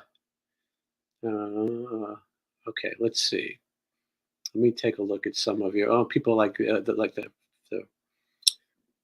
furry hats. Anyway, this Friday on the show, by the way, last week was Nader DePriest of London. That interview is blowing up. People are going crazy over that one. It was very popular. So I'm glad you guys liked it. And Nader was very thankful as well. He was happy with the response. I'm so happy to give exposure to people that maybe wouldn't have got it normally. You know, Nader deserves it. London had such an interesting career. I'll tell you, when I do my interviews, usually at the end, I go, that sucked. Not the guest, but me. I go, I was terrible. Or the audio was terrible. You know, I still don't have a microphone. You know, Sally's got a $20 million studio. I'm sitting here shouting. I'm one step away from being Val in my plaid outfit and my fuzzy hat yelling out the window. But I never think anything's good. I used to hear David Letterman say that at the end, his crew would say at the end of the show, Letterman would break his dressing room and be so mad that it sucked. And I thought that, and I really thought a couple of these interviews sucked. And then my part of it, you know, I wasn't prepared enough, and whatever. And then people would hold on. Let's see what Sally didn't turn her camera off. Hold on. Let's see what's going on.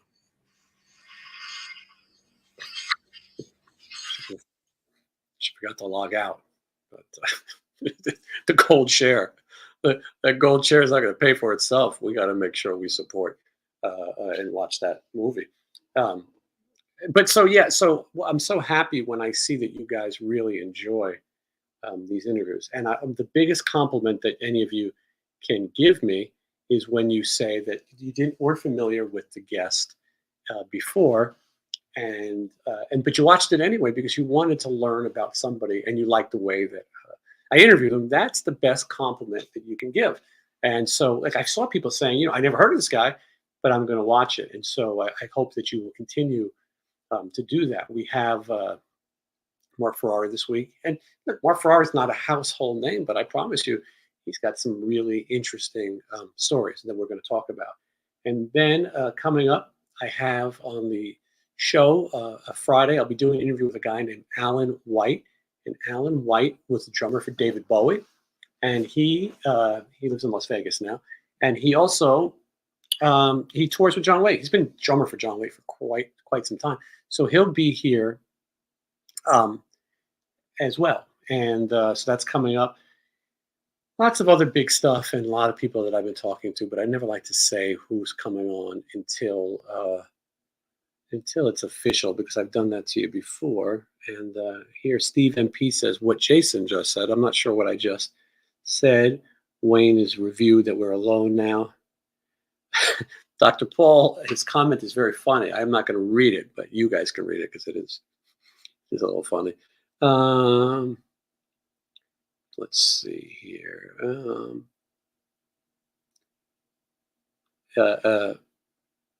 My Christmas tree is beautiful. By the way, you're going to see more of the Christmas tree during my Christmas special. This year, it'll be the biggest Christmas special ever. Last year's was great. We have so many. It's going to be like one of those Andy Williams Christmas specials. We're going to have so many people stopping by, more than you've ever seen, and we're all going to have a good fun. We're going to raise some money for Toys for Tots. And again, all these super chats that I'm getting in December, even though I can't pay my bills, we're going to buy some kids some toys. Let's see what Sally Steele's chair is doing right now. Hold on. Yeah, still there. All right, we'll check in on Sally's chair as the show progresses. I'm so glad. It would be nice to have Johnny Monaco on right now, but he probably doesn't. He probably doesn't want to deal with us. He's probably very busy. How long has it been? 2 hours and 2.5 hours. I don't know if we can. Oh yeah, Dr. Paul with the correction. It's Alan Childs. Yeah, oops, Alan White is dead. Oh well, live TV. I did work on something with Alan White. He was a kind man. Get Vince Neil on. Yeah, I don't know. Vince Neil's a strange one because of all the Hanoi Rocks guys, and I'm just a journalist. But who knows? Let's see if we can't hear you guys. Let's just hold on 1 second. Don't go anywhere. Just take a look at my Christmas tree. It's worth the wait, folks. Just stay where you are. I got to get to my phone. Just stay where you are. Hold on. Hold on. Everybody just stay where you are.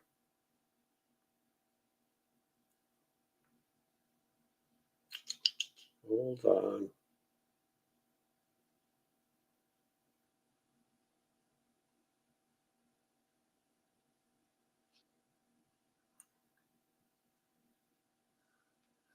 All right, almost ready, guys. Hold on.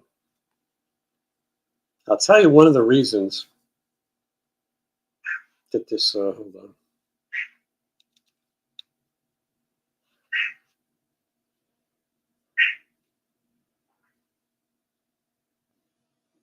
All right, there we go. One of the reasons that this show is so popular, I believe, I can't guarantee it, is that it's real, that we have conversations, and it's not about all the fancy schmancy things. We have nice conversations, and we get to know everybody, and we have cool guests on of all different types. Sally just logged out. I saw her. I was going to give you guys another update on her chair. But anyway, I don't do all that. Oh, boy. Come on, Bitsy. I don't do all that smoke and mirrors bullshit. We talk real. We built a relationship, not a consensual one. But come on, Bitsy. Oh, look what I caught. Bitsy. Hi, Sweetie. That's Bitsy. And Bitsy, I can hear you're hungry. We should probably get the kibble fund going, Bits. Let's see if we can get some super chats, and so that Bitsy can eat. Hi. Why don't you know how to look at the camera? Say, I'm just a poor cat. Bitsy is either 16 or 17 years old, and she just keeps on living. Whenever someone passes away, Bitsy says, I outlived another one. Today, Christine McVie of Fleetwood Mac. Bitsy has survived. I know, Bitsy, you've had it. She does not like to hang out that long with the TV audience. Okay, goodbye. Let's see. I'm going to be here for a few more minutes, and then I got to get the hell out of here myself. I don't know what this means. On farm tonight, Greenie. Love all the anecdotes already. Watch Shelly's YouTube, etc. Thank you. Greenie is the new name for my fans, apparently. Georgia, thank you so much. Bitsy says hello. You can hear her saying, I would love to have Sebastian on. I love the guy. I don't care what other people say, but I think you never know how he feels about somebody. And thank you, Michael Perez, for supporting the Bitsy Kibble Fund. It's much appreciated. Bitsy thanks you as well. As you can hear, she's ready for dinner tonight. Agent Orange, cool show. It was a hoot. I'm hoping we have a special guest for you in just a minute. We'll find out. No guarantees, but we could have a late breaking surprise for the show. I think it went good. I think Sally was interesting. I apologize if you think that I talked over Sally, but if you let her go, oh my God, you know. And, I mean, I'm sure she's watching right now, and but you know, you gotta rein it in. And I think we had fun. I think we had joy. I think we had fun. I think we had seasons in the sun. Anyway, yeah, I think this has been a good episode, but we're going to go just a little bit longer. And I should also thank you again for my birthday celebration. What a fun time. I was really fortunate to go to that Aerosmith show. I recommend it. There's only a few more left. I think they'll do it again next year. Oh, hold on. Agent Orange. I've never been so happy to receive Agent Orange in my life for Bitsy's Kibble Fund. Oh, hold on. Thank you, Agent Orange. And Mark Sanchez is back. I think I'm going to the December 30th show. Is the Whiskey website the only place to get tickets? Yes. I don't think it will sell out, but I can't guarantee it. With that kind of show, who knows? I think Stephen Pearcy's on the rise. I'm letting you know. All those years that you got to see him play small venues, blah, blah, blah. Be grateful because it's going to be a big year in the world of Stephen Pearcy or Rat. I can't say too much. But hold on. Look at all these generous. So anyway, come to that show on December 30th and make sure you say hello. Send me a message. I look forward to meeting all of you. And like I said, I've been getting asked to host, and I'll be doing more things. Here's another one. Steve MP, thank you so much for Bitsy's Kibble Fund and a microphone fund. I have friends who say that we should put this show on a you can't get that far from the microphone, that we should have real streaming podcasts, and I would love to do that. But I guess I need better audio for that. So thank you for that.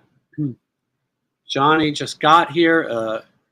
You didn't miss much except for Sally Steele. You can always go back. Dr. Paul, that was so funny. Yes, she obviously, I'm sure Val is a nice person, but yes, she is obviously stuffing the ballots and confused maybe. I don't know. But she was nice, and her Christmas outfit was nice. And, Rob, thank you so much, contributing towards the fast pass at the Circus Buffet. I think it's out of business. I think Val was one of the ones complaining, but they were worse. There was people who were like on crystal meth, oh, I would never eat that. It's not organic. You know, I'm not talking about Val. All right, let's see here.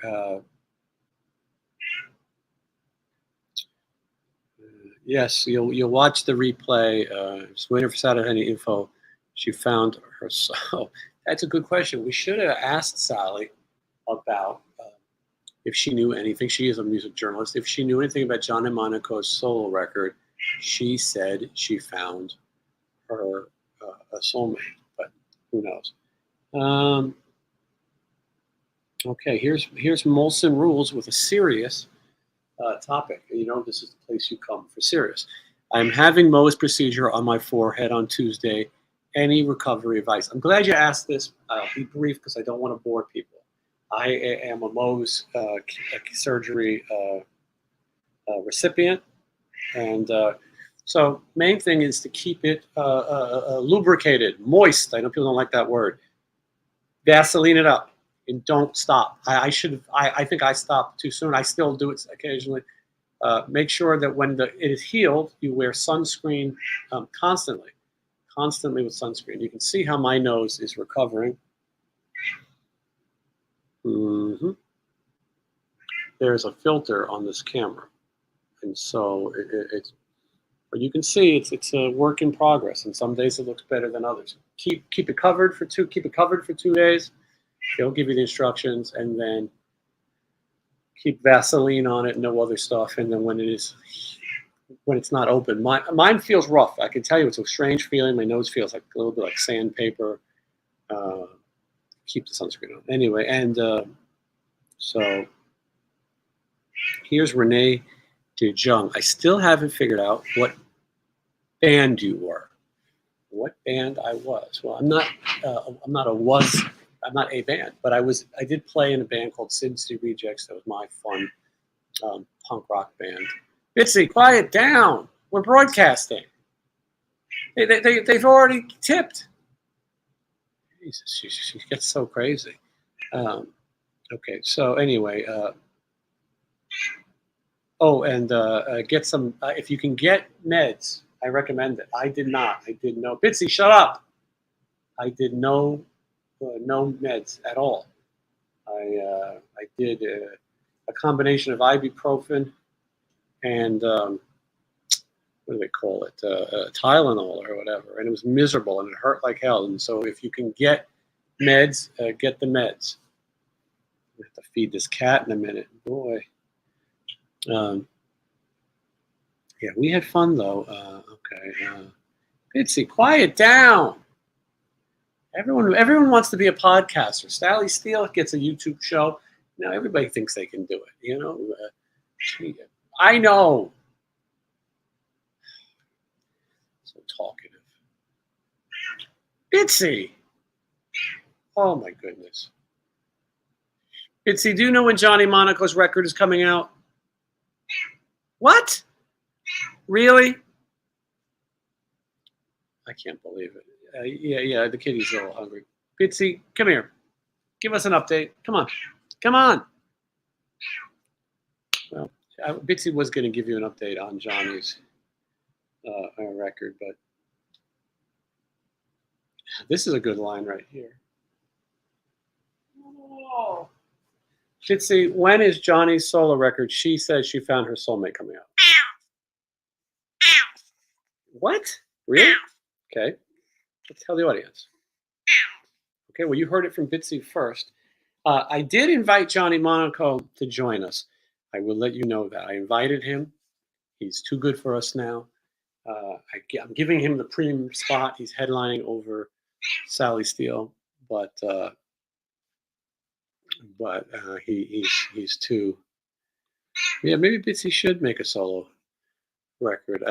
Maybe if you tip some more, Bitsy will shut up. Bitsy, you think that'll work?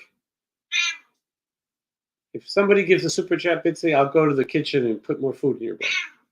All right, let's see what happens. Oh, look who's here. A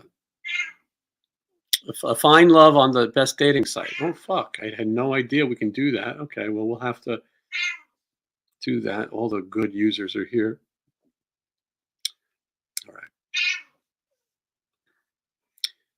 right. Anyway, I think we talked about it. Tour diary. I'm working on the next tour diary. It's the first tour diary that Johnny Monaco joins the band for. And it's a good one. And it gets really good from here on out. There's about 12 episodes. And we begin production on next year's tour diaries very soon. There's still 100 people watching here. We've talked, by we, I mean I, and Sally Steele, we've talked for 2 hours and 46 minutes. I wonder where Val and Sally went to eat. I have a feeling it won't be organic.